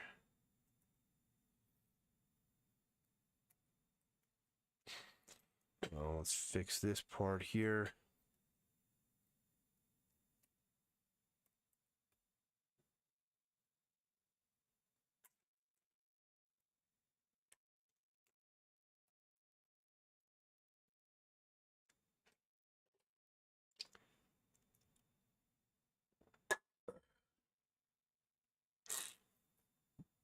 All right.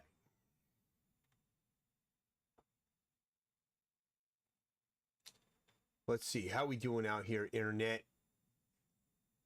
Been going for an hour 50. Feel like I'm moving a bit slow. Maybe I'm a little tired. Got up about 5:30 this morning. Didn't get the stream kicked up though till I don't even know when. I'm gonna call this failed alligator.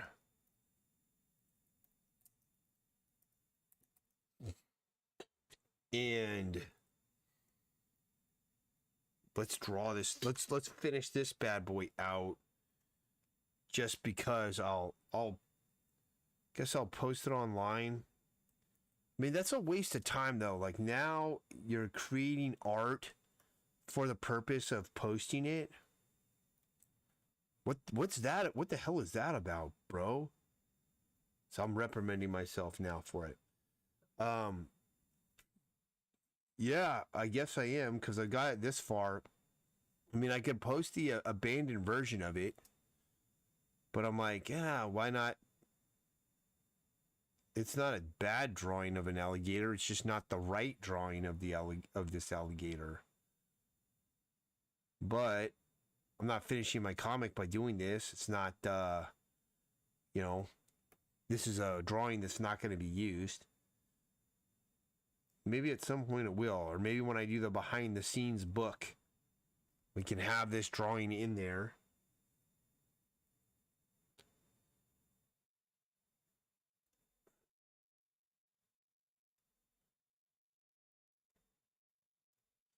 I'm curious. I was just thinking about any of my ancestors will ever watch these videos of me working. My guess is probably not. It'll be so many hours of content like this. Why would anybody bother?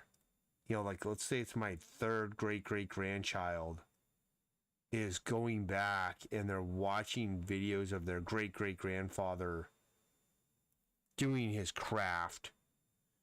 And they would probably have these comics. They'll be finished. So if you're my great grandchild watching this long after I've been alive, you've been able to see the actual finished story, and you're seeing the process upon which I'm making it. But what I'm curious is I think this is where I'm failing. Is will there be any other artists in my lineage, like some great craftsmen that will even surpass me, you know? And I kind of think that I need to do more to bring my children are both all very good in the arts, but I haven't done enough with them to bring them up to an elite level with the craft. But I know how to do it. Not that I'm saying that I'm elite. Okay, don't start thinking that I'm cocky.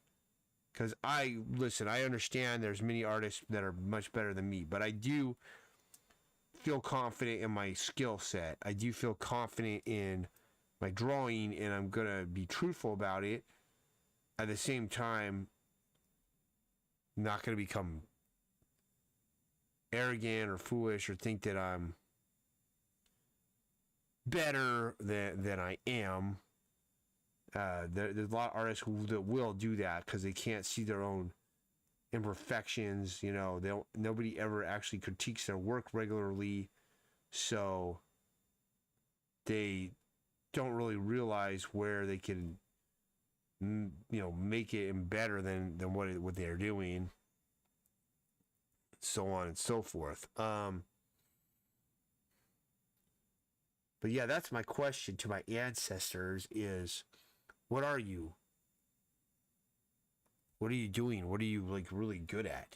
What are you good at? Like, I'm always curious about that.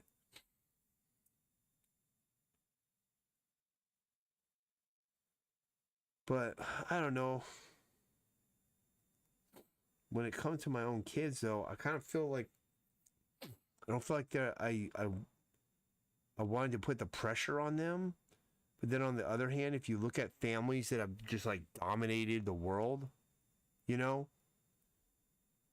families like royal families, Medici families. I mean, the Medici line eventually died. That was mostly because of that inbreeding and stuff.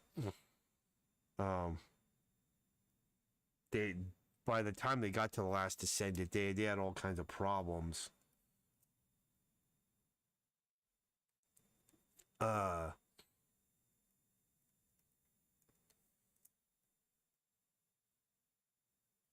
but yeah, the families that dominate the world, there's a culture within that family where it's like, no, you're gonna learn business. You're gonna learn how to do. See the bank, some of these banking families, the Rothschilds and everything. You're gonna learn the family business, how we've been doing this, and you're gonna carry this legacy on. This is legacy. This is, there is a family dynamic, and when you get a family that can work like that, you have a huge advantage because if you get a family that can work together like that, then you can compound over hundreds and hundreds of years, because time is one of the biggest factors that you need. Like when it comes to, for example, if you want to just compound wealth, you do need time to do it. Like some people are able to get really fast, and a lot of that is timing, luck, when you were born. But even if with no luck, with minimal skill, minimal timing, if you have a long runway, a long runway, you have a greater chance of winning, of getting a great return on everything that you invest and all your businesses and everything that you do. So if you can teach a family to do that for multiple generations, they're going to have a huge advantage, because then they have generations where they've been able to build. Whereas most families, they don't have that kind of culture, and so they don't have stuff that gets built over hundreds and hundreds of years.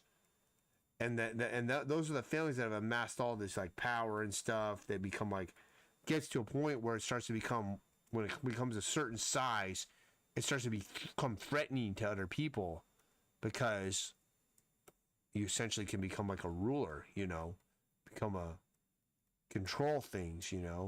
It's sort of like, I give the small business example of this. So for example, let's say you have a hardware store called like, let's see, what's a good name for a Chuck and Sons? No, not Chuck. What's a good hardware guy's name? David and Sons. We'll just say it's David and Sons. So David is the guy who was the hardware, David was the hardware guy, like construction guy, craftsman. He found a need. He saw a need in his community for there to be a hardware store. So he fulfilled that need. He provided the store. He got the inventory, put it up, and it helped everybody. Helped his community. Helped his city or his area, because now they had access to, lumber and tools and things like that. That maybe you had to travel further to get that stuff before. It's, now it's convenient. It's right there. Okay, so that's what David did, and he passed the business and the craft on to his sons. He taught his sons what he knew about hardware and what he knows about all types of, how to, repairs, handyman work. So somebody comes in the shop, comes into the hardware store. Oh, what do you need? What are you working on? Oh yeah, you're gonna need this bit right here. You're gonna want that, and that's the David and Sons hardware store. And it becomes a legacy. And then everyone's like loves it. They're like, this David and Sons, man, it's been It's been here for the last 70 years. It's a multi-generational family business, and people want to support it because it's part of the community. It's part of, you know, what's helped them, and they love the fact that you have this family legacy local to the area, you know, multiple generations, all this stuff, okay? And let's just say it remains that one location. Maybe there's a second location that opens, and everyone's supportive and they like it, right? But now let's say David and Sons does a different scenario, and David and Sons becomes a huge. They IPO it. So somewhere along the line, there's a kid, and he's like, "We're gonna go big with this now." And I'm going to IPO this, and he means he creates an initial public offering, and they got 2 locations. Maybe he opens up a third, and he's able to raise a bunch of money for the company from selling shares, bringing it public. And he takes that money, and he's like, let's go. He starts a fund. He starts buying up all the hardware stores, and he specializes in buying up mom and pop hardware stores, putting them under the David and Sons brand name, and then scaling them out, right? And now he's got, let's say he's got this huge conglomeration now of hardware stores everywhere, and he's taught his children how to do it, and the family's running it. And now everybody hates David and Sons because they're like, look at these assholes, man. They bought up all the small businesses, you know, and monopolizing it all. Now they can do all, you know, doing all this stuff and all this nepotism. Got all these kids, all the kids running the business now. Is nobody's, you know, the best people for the job aren't doing it because you got shareholders that are like, wait a minute, is this the best CEO for the job, or is this guy the CEO because he's one of the great grandchildren of David and Sons? And so you see, when a business gets to a certain size, then people hate the family business because it becomes a threat, because it starts to take things over. So it's an interesting phenomenon that I have observed. I don't have an opinion about it any which way, as far as like, you know, what.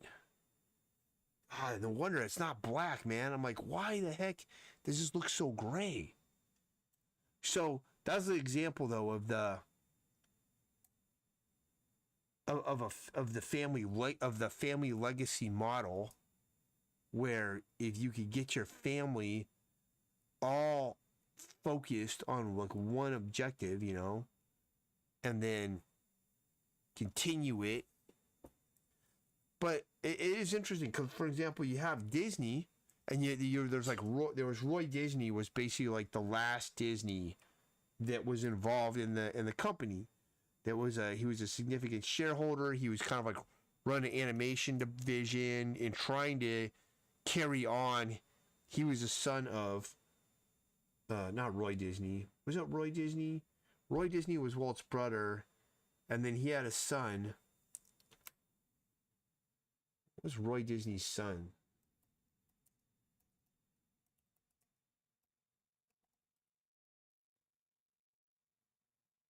It wasn't Tim. Who was the last Disney?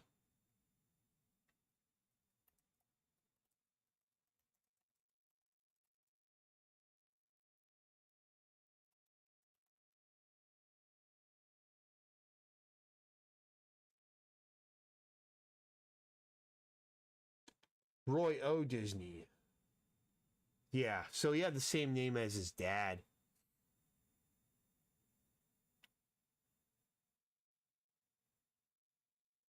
I mean, there's an even better example. Look at Lord of the Rings, man. So that was one where Christopher Tolkien was running the estate the whole time I was a kid. I was never alive at the same time that J.R. Tolkien was. So the whole estate was being run and managed by Christopher Tolkien. I'm going to redo this because the perspective is off. And let's just, let's fix it now.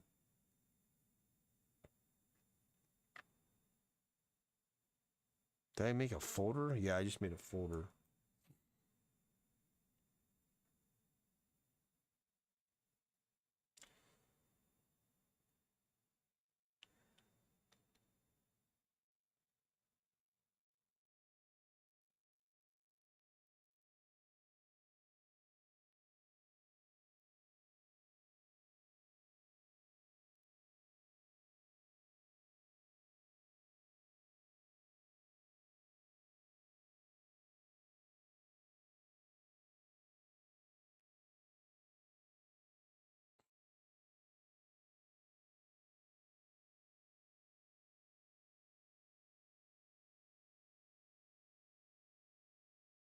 And that should be fine like that.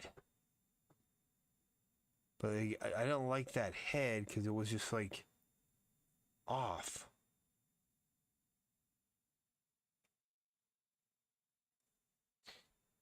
So with a little bit better guide there,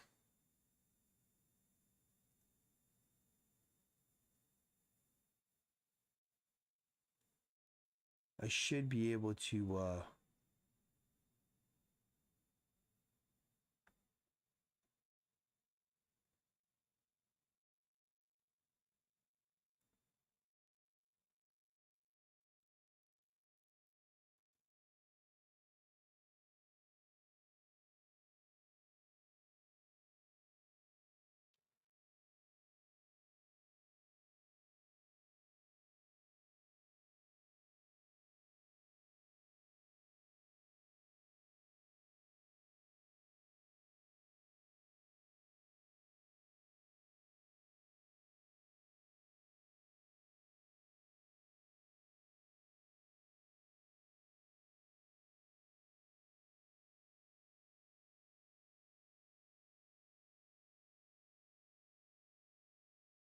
that's a little better, I think.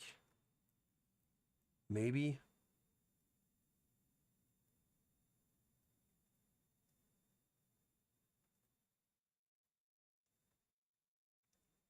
Yeah, I mean that's more the angle that I wanted for that head.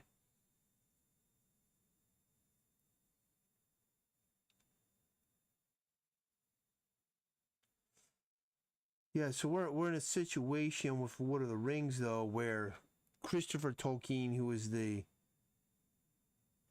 guy who was caring for the estate, the son of J.R.R. Tolkien, is dead. He's no longer around. He had a long life, lived into his 90s. And so now it's just the estate now it no longer has anything to do with Tolkien anymore. It no longer has anything to do with the family, the original creator, anything. Where you know, with Christopher running it, there was kind of like a. It was like, well, okay, well, he was the son. You know, his father read to him and wrote to him and all this kind of stuff. So he knows the material and the novels and the work is benefiting Tolkien's family, not just some corporate entity, you know, that's got ownership over it because they have a piece of paper that says they have ownership over it. You know, it is different than now he's gone and you've got this Tolkien estate now that's in charge of it and they're very litigious.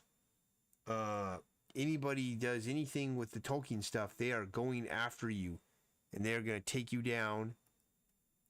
They're going to put claims against you. They're going to, you know, do all that stuff.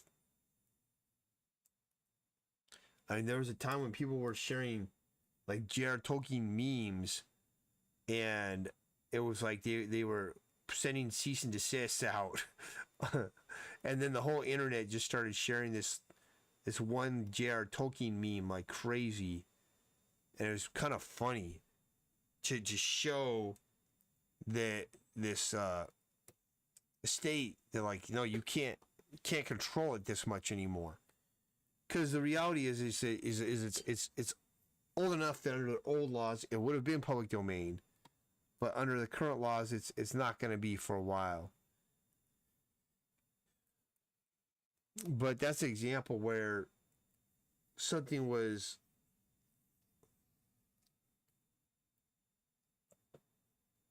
run by the family, and then it appears that I don't know if the Tolkien family line has died off,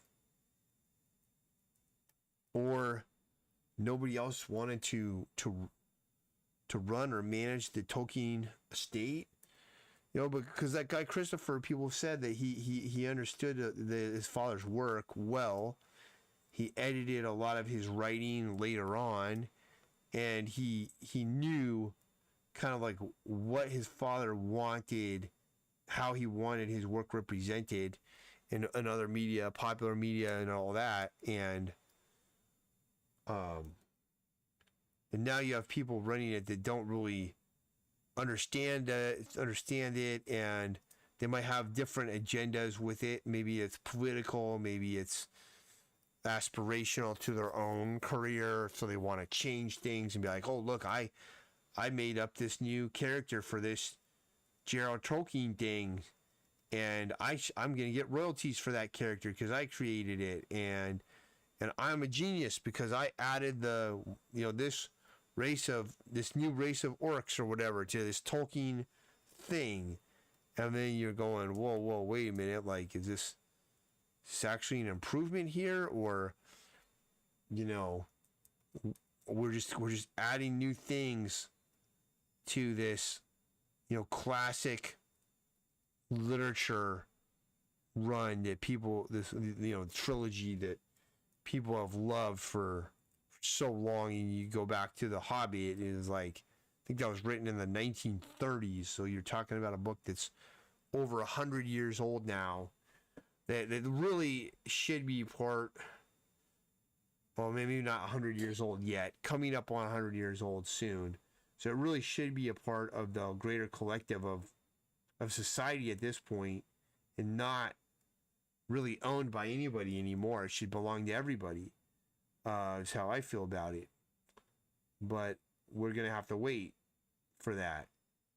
And then, the Tolkien estate is going to still want to control and profit off whatever they have still ownership of, because, something goes in the public domain.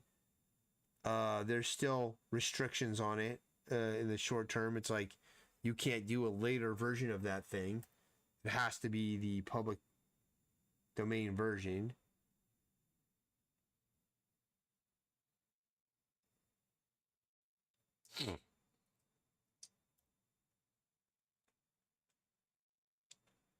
And so on and so forth. There's a lot of companies that will try to use trademark as a means of retaining ownership, although traditionally the courts will rule that you cannot use trademark to thwart something from going into the public domain, and eventually you're just going to lose control over the thing.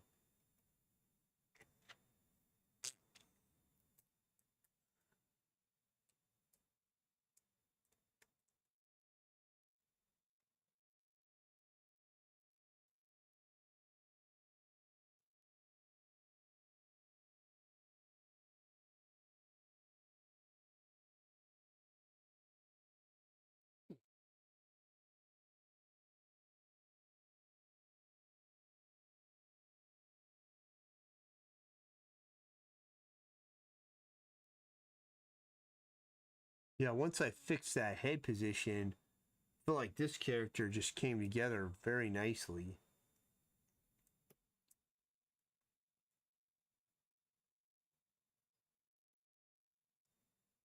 And this is the back of the hand piece here.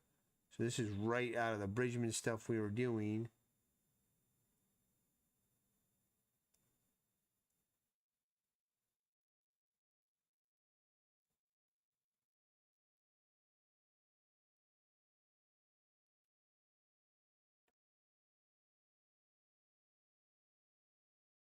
I was trying to draw that dorsal interosseous muscle because Bridgman loves that muscle so much.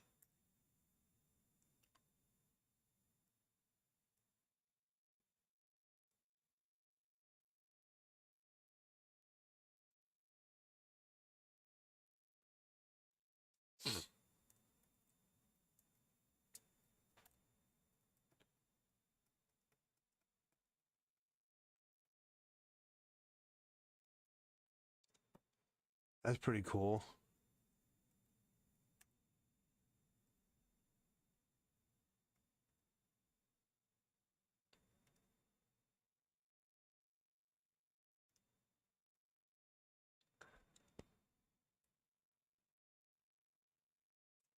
Now we just got to get this guy's feet. He might need to be smaller compared to the other characters.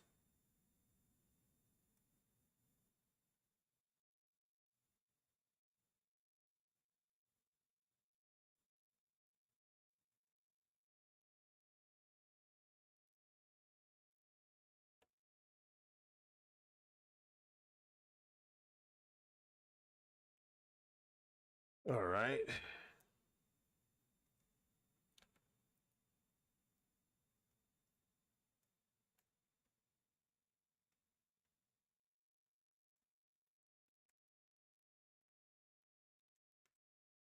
Oh, oh man, feeling the tired, the fatigue.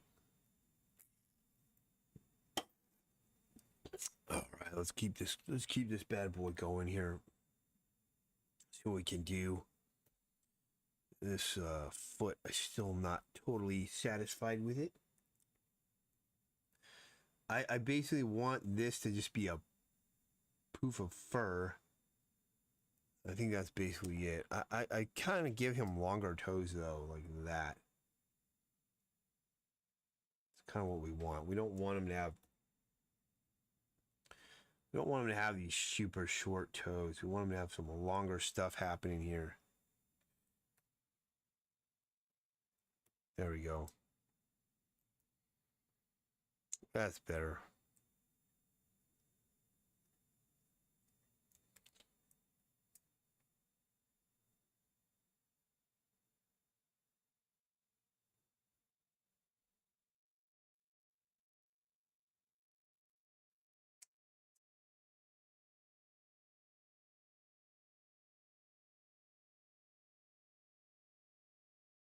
Let's see here. That is a weird looking foot. That is not going to be acceptable. Just construct this thing out here. Going to do a ramp. No.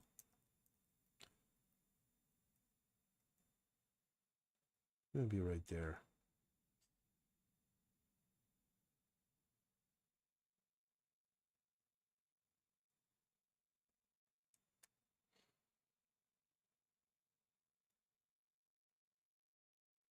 So we have 2 weeks until Phoenix Fan Fuge, which is short for Phoenix Fan Fusion. I'm going to be reprinting as many t-shirts as I can for it this weekend. Got a few freelance jobs I'm going to work on too. That they're not late, but I don't want to take too much longer on them. I need to get them done. Should be an action-packed weekend. I gotta keep getting up really early in order to finish everything. But that shouldn't be too bad. All right, I think that character is looking good. Let's increase the brush here.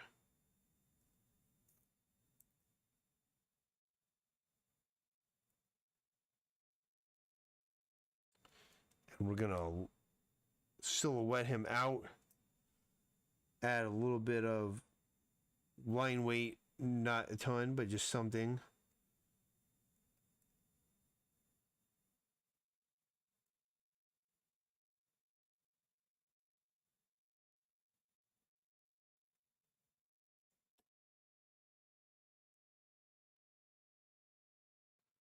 Extended that thumb a little bit.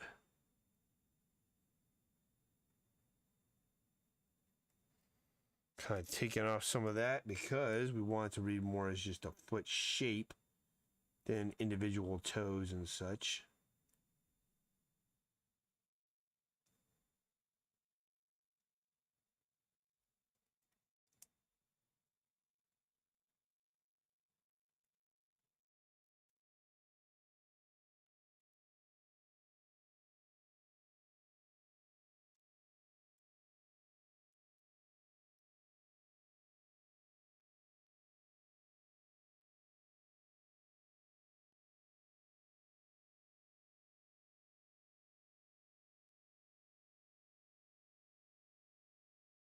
After this, I'm going to take another break, and then I'm going to go right into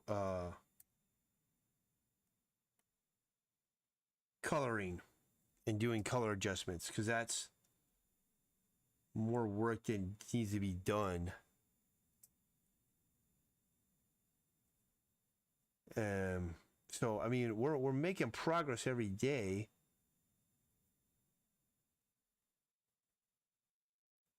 It's just everything's a matter of time and patience until eventually you run out of time because you die.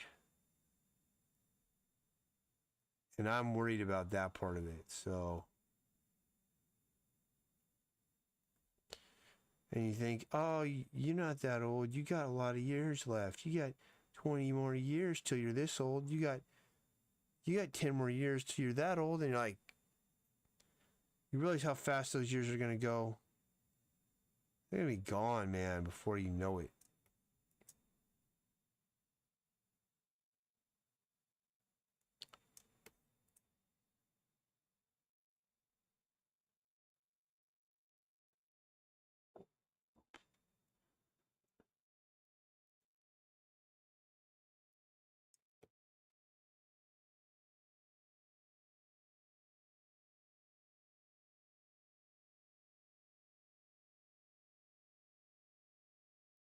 Sometimes doing just a mass block of work too helps more than just daily progress. So I do daily progress every day, but then every now and then you're like, hey, can I just block off like a full 10, 12-hour day and do nothing all day except work on the project? And if you do that, that's what I did with the cartoon. That's how I got it done, basically. If you do that, you'll make a huge amount of, you'll get a huge amount of momentum behind you. It's hard to do it though. It takes planning, it takes time. Got to figure out which day you're going to do it. You've got to make sure you have all your ducks in a row before so that you can afford to just make the whole day focused on bringing the one thing into fruition.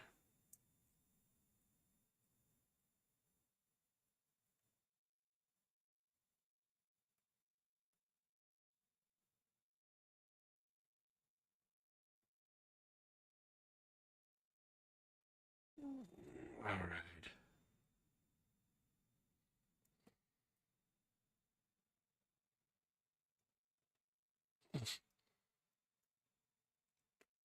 That guy's cool. I'm going to just leave it at that for him.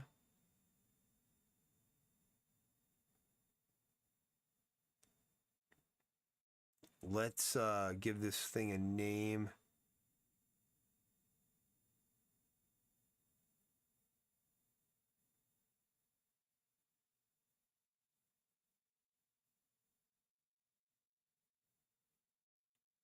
That was a failed head. Just delete it. Brain monkey.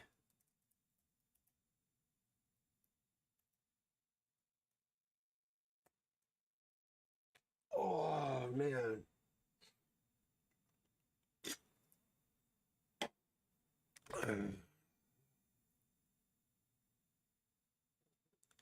Put that in there. There's going to be brain monkey here. Select this thing up.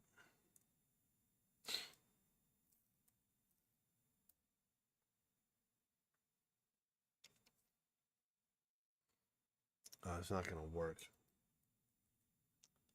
reason why is I have these open areas. So let's just close them off. I think it'll be faster.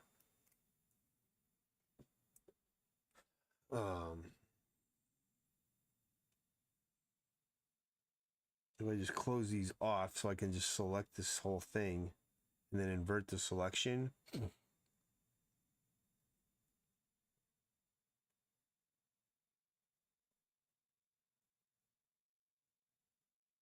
In order to make the thing that I'm making.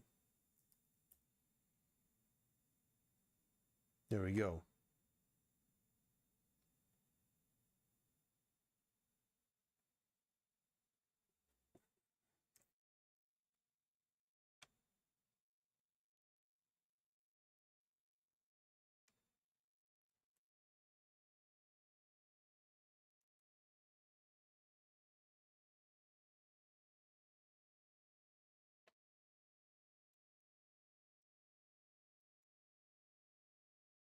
Let's fix this stuff here.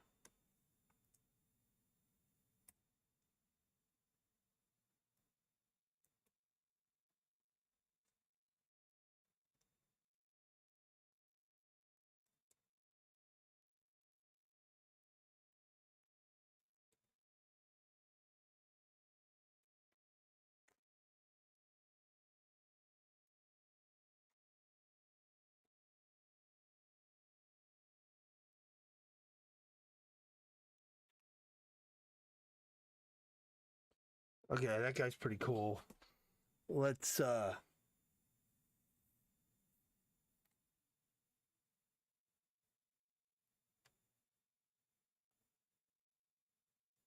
on our cast of characters here. We've got Gorilla somewhere down here.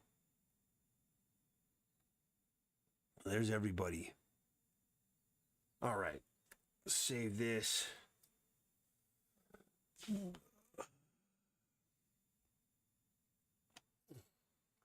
Pull open the Photoshop.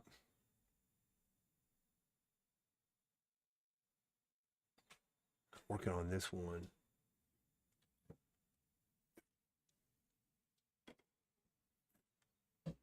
Now, we've got some fragments there. I think that's... Yep, it's in here somewhere.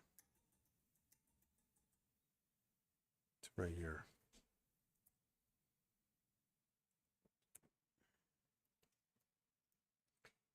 All right. Go to that line art here.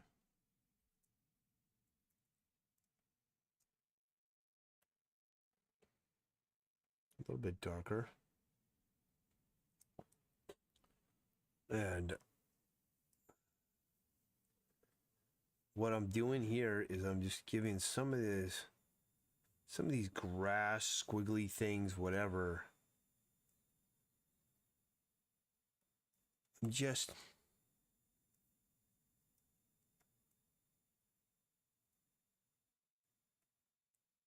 kind of knocking them down. Kind of giving them some different colors and textures. Okay. So what we wanted to do with this thing is we need to do some kind of stuff on this. Let's go with this here.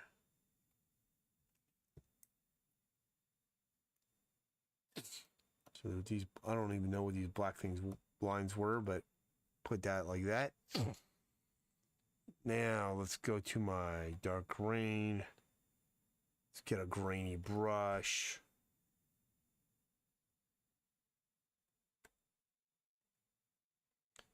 Let's go to the flat layer, select this.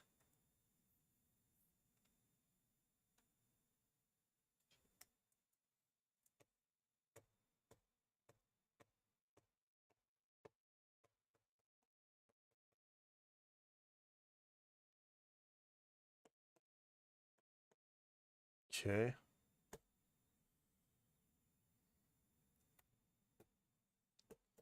Gonna erase it down a little bit so it's subtle.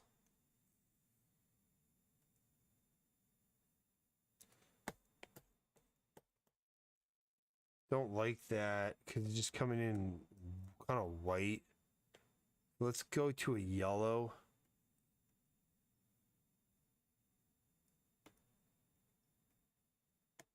Do it on here.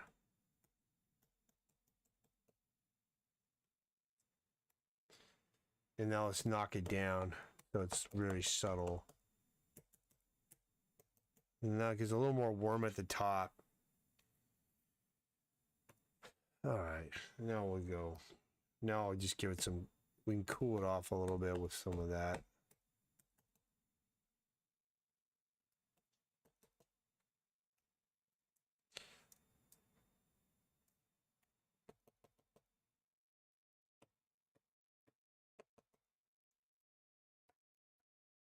Okay, that's cool. So we got a little bit of a grain texture there. And then we can put some stuff in on here. There's a few things here that are bothering me right off the bat. So one, let's go back to the line art. Get on a regular brush here. Somebody text me.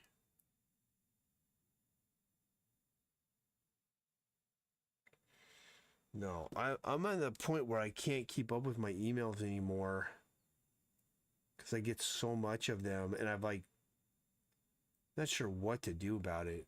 I've tried, what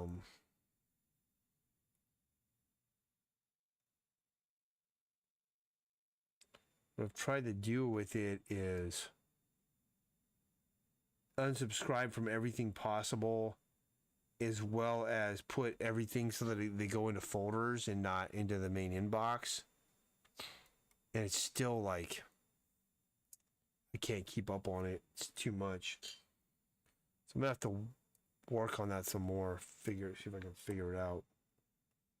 Okay, these are not gonna be orange like that. So let's go down here.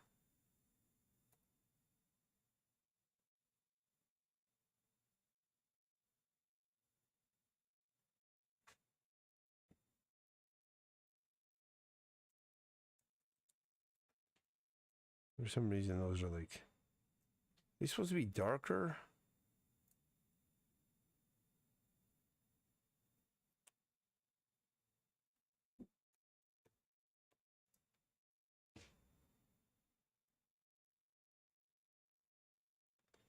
Let's go a little darker here.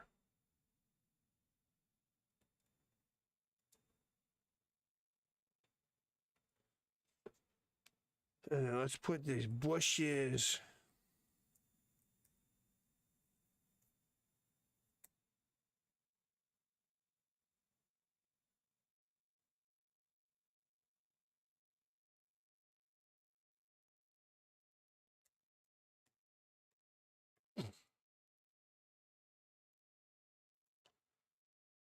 We want to go back to the line art. And I'm going to put a color hold on these.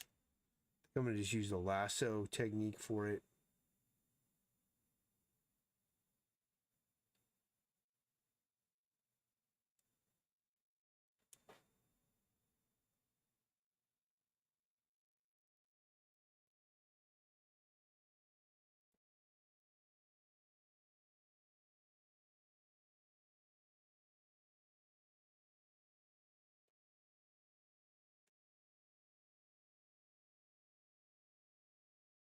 Now I'm just going to paint them with the brush because these are such small areas.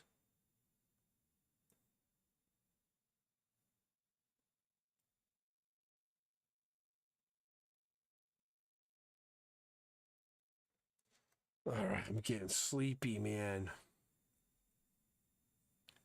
I cannot afford to take a nap today. Just too much to do.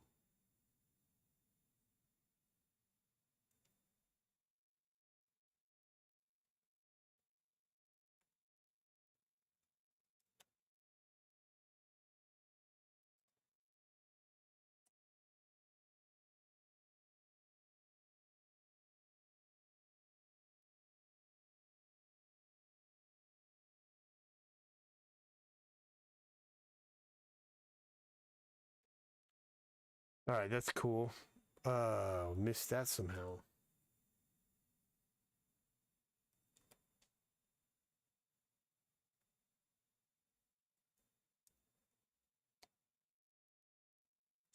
And these trees are a color. Let's get that.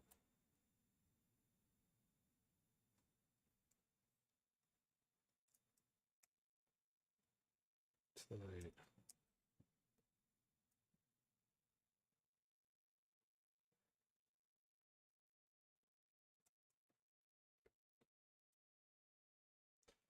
Yeah, we'll do the lasso technique for these trees here.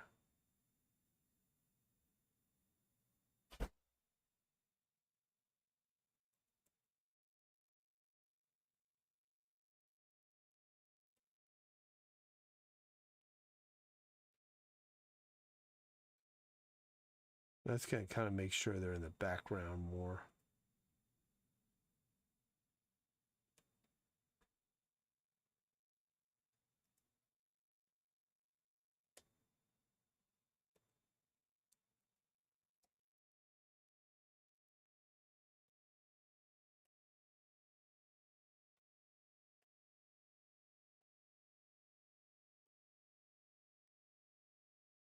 Why it keeps going to that? Weird.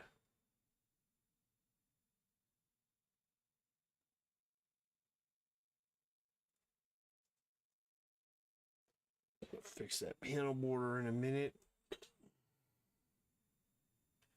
It's like we're basically on the final finishing touches of this page.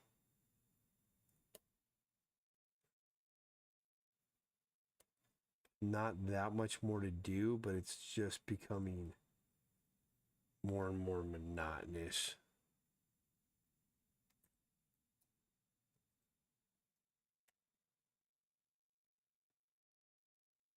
Oh, I know why it's different, because I'm in Photoshop. I'm pressing the hotkeys for Clip Studio. It's making different things happen. Oh.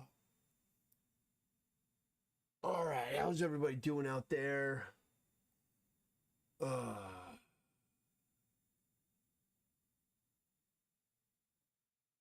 We've been going for 2 minutes 37. Not 2 minutes, 2 hours 37 minutes.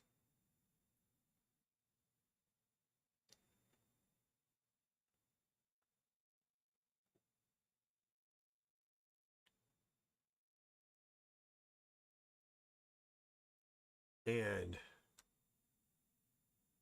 just keep it going here.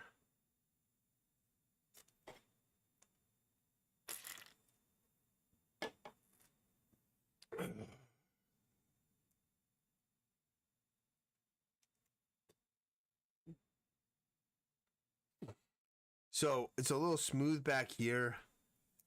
I want to texture the trees in the background like I did there. And we got to fix this panel border, so let's do that. We'll put a mask on it.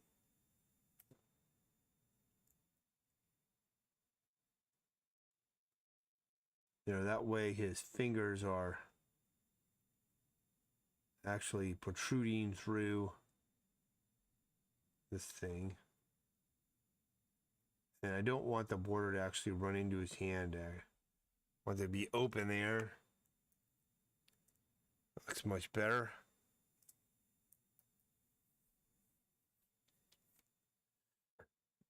I don't want to keep working this thing, but I got to. Let me see if I can find this. All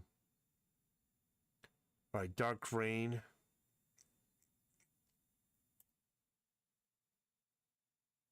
Just select that blue. Actually, let's select the area that we're gonna work. So get this background here. A little bit more graininess to it.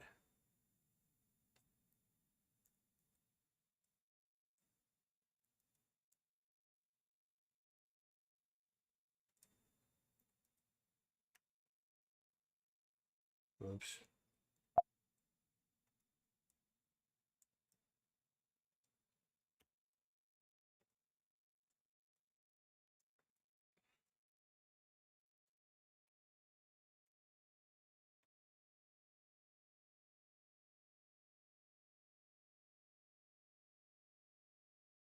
Take that out.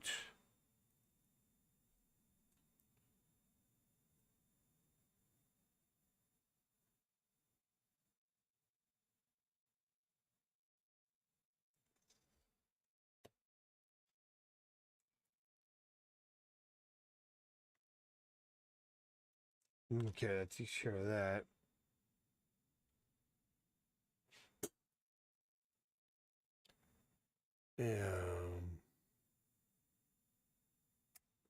Let's get a texture brush on this thing. That's fine.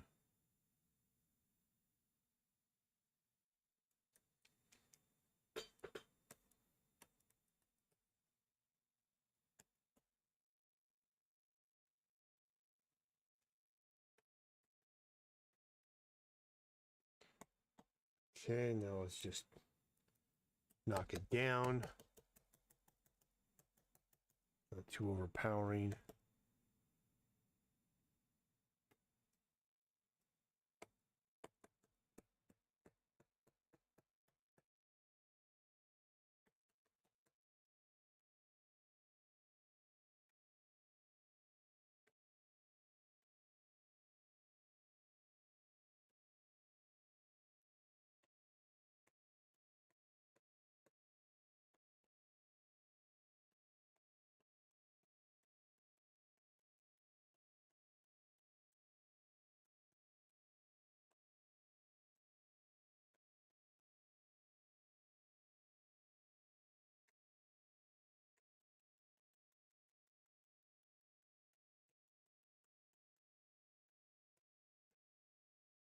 This will be it for that.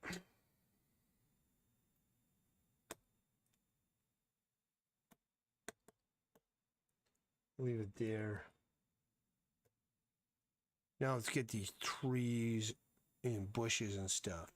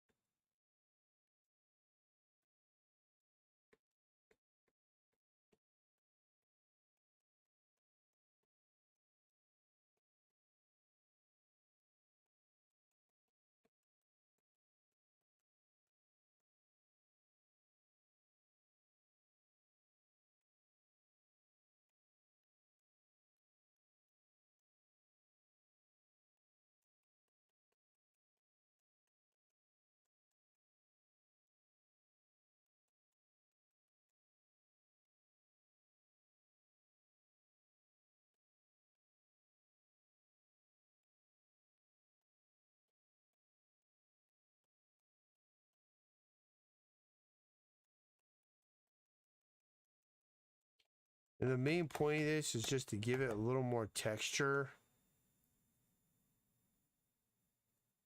That's probably it. There's more stuff we can do, but I'm gonna say that's about all. Let's work on this.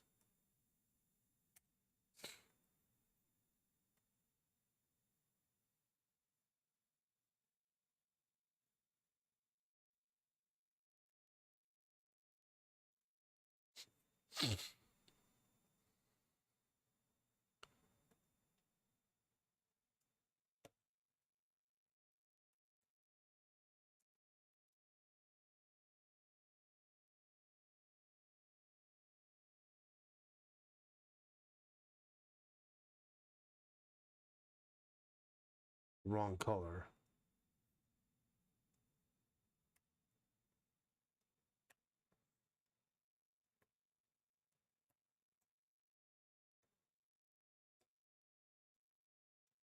That's more what I want.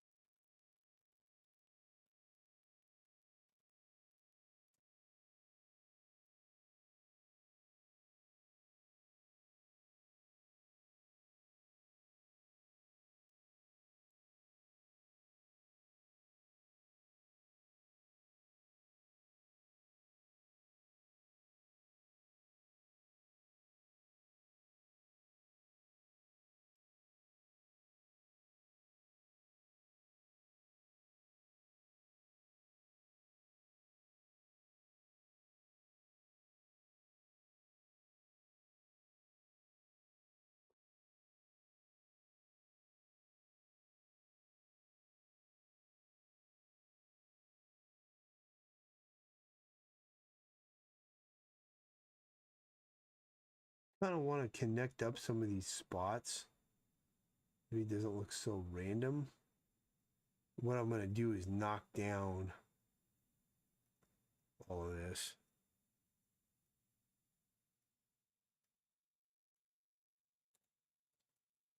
Let's kind of knock this down.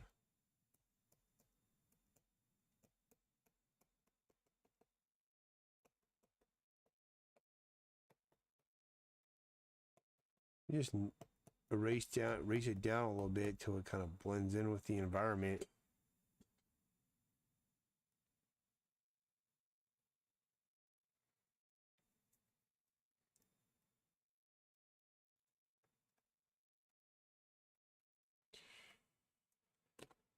That's pretty good there.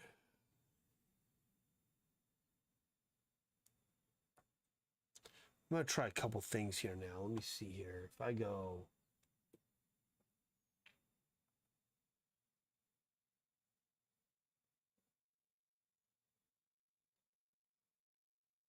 strength monsters, full on war, zombie archive. Um,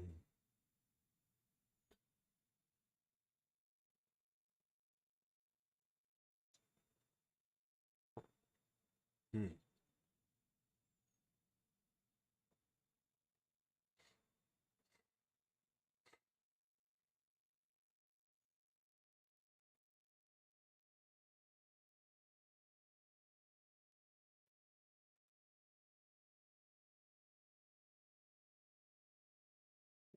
This.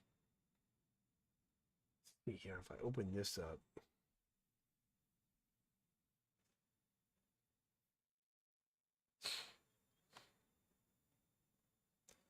just want to see what I did with this because I think I used a noise layer. I did. I got one right here.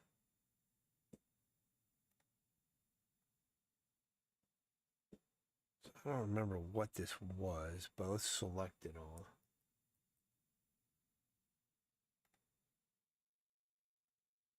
Whoops, I didn't want to delete the layer mask.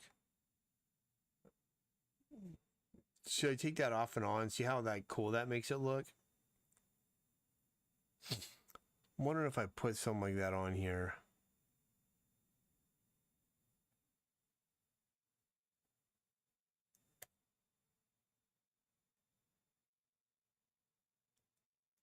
No, it didn't work.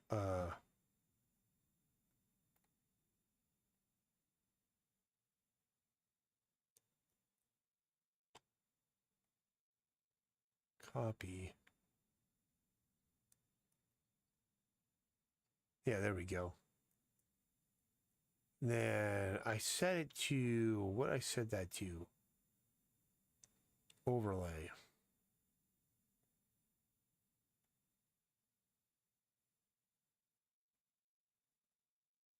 There we go. We got it set to overlay. It's making it really grainy. But it also unifies it a bit. Now let's see here. It's 100% opacity.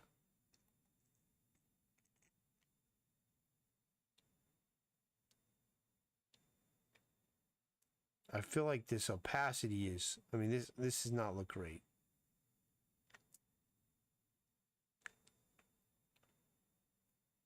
But let's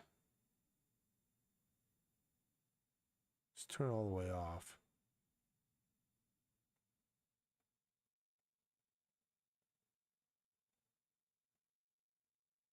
So I wonder if I like that better. I kind of do. It brings in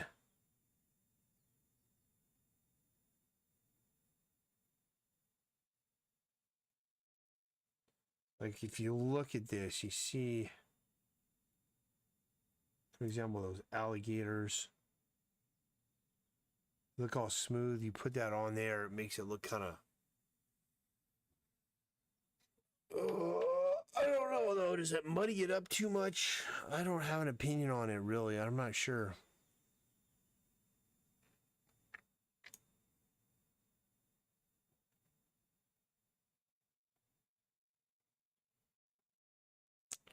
what you kind of want to do now is paint some of it off. So you put a mask on it. Get a soft brush.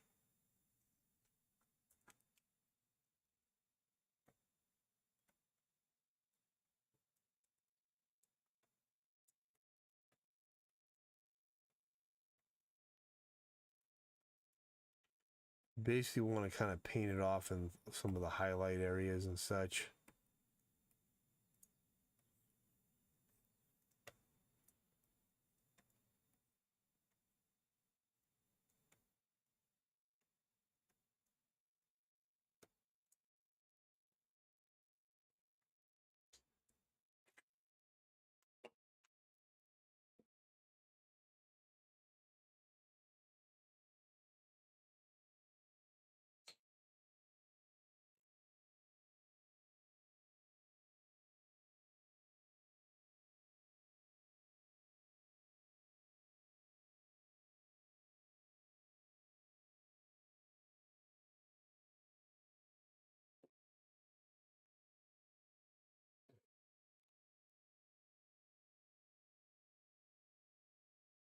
Knock this down to like 20%. Yeah, I mean, I don't know if I like it more or not. I kind of feel like that's less good.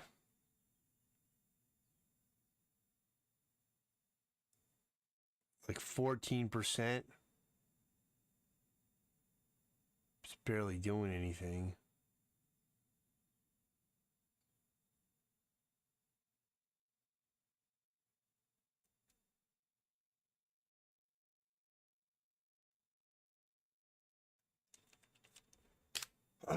Let me know if you have an opinion on it.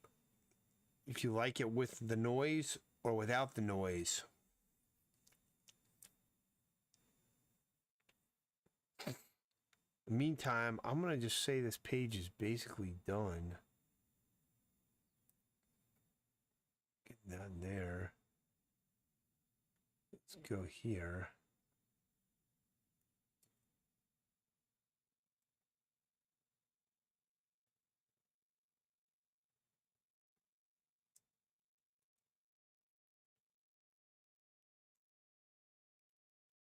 Yeah, we've got some rendering here.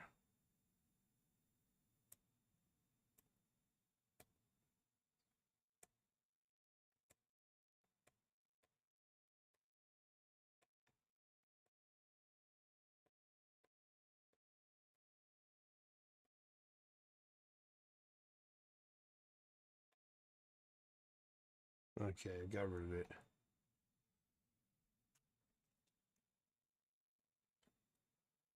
That done there.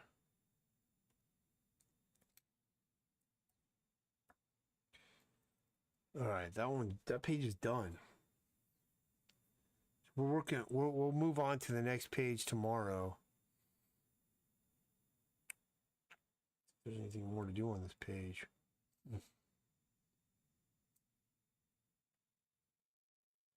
Yeah, I like it better with just this little bit of noise on here. To 25%. It looks pretty cool.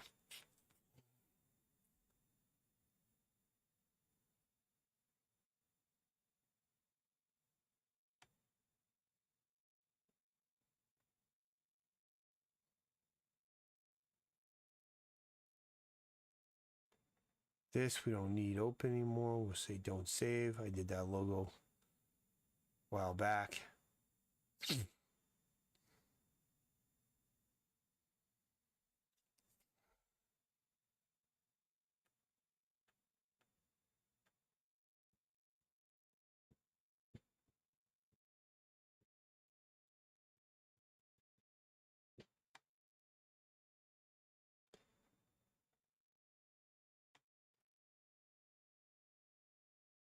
A little bit bothering me here.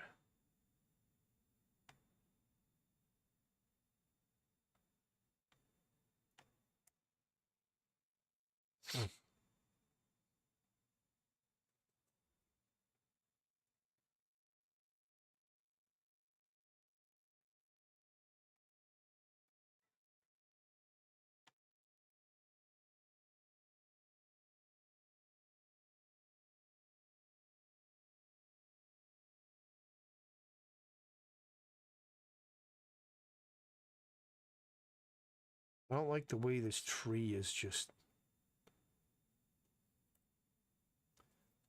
I don't like the way it's like a perfect gradient there. It just looks bad.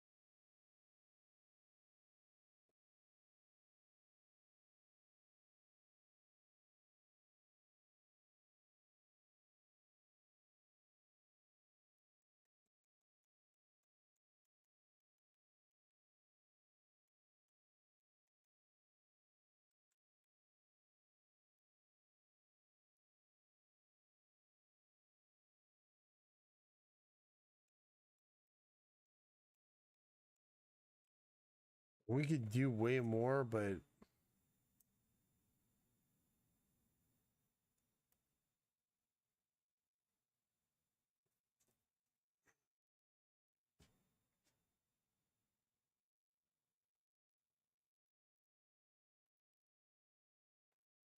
I'll take it. That's good enough. Let's move on.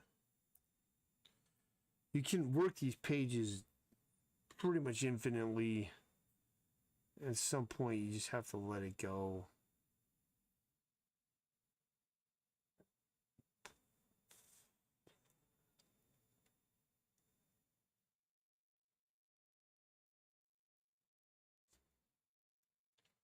I don't want to change these though.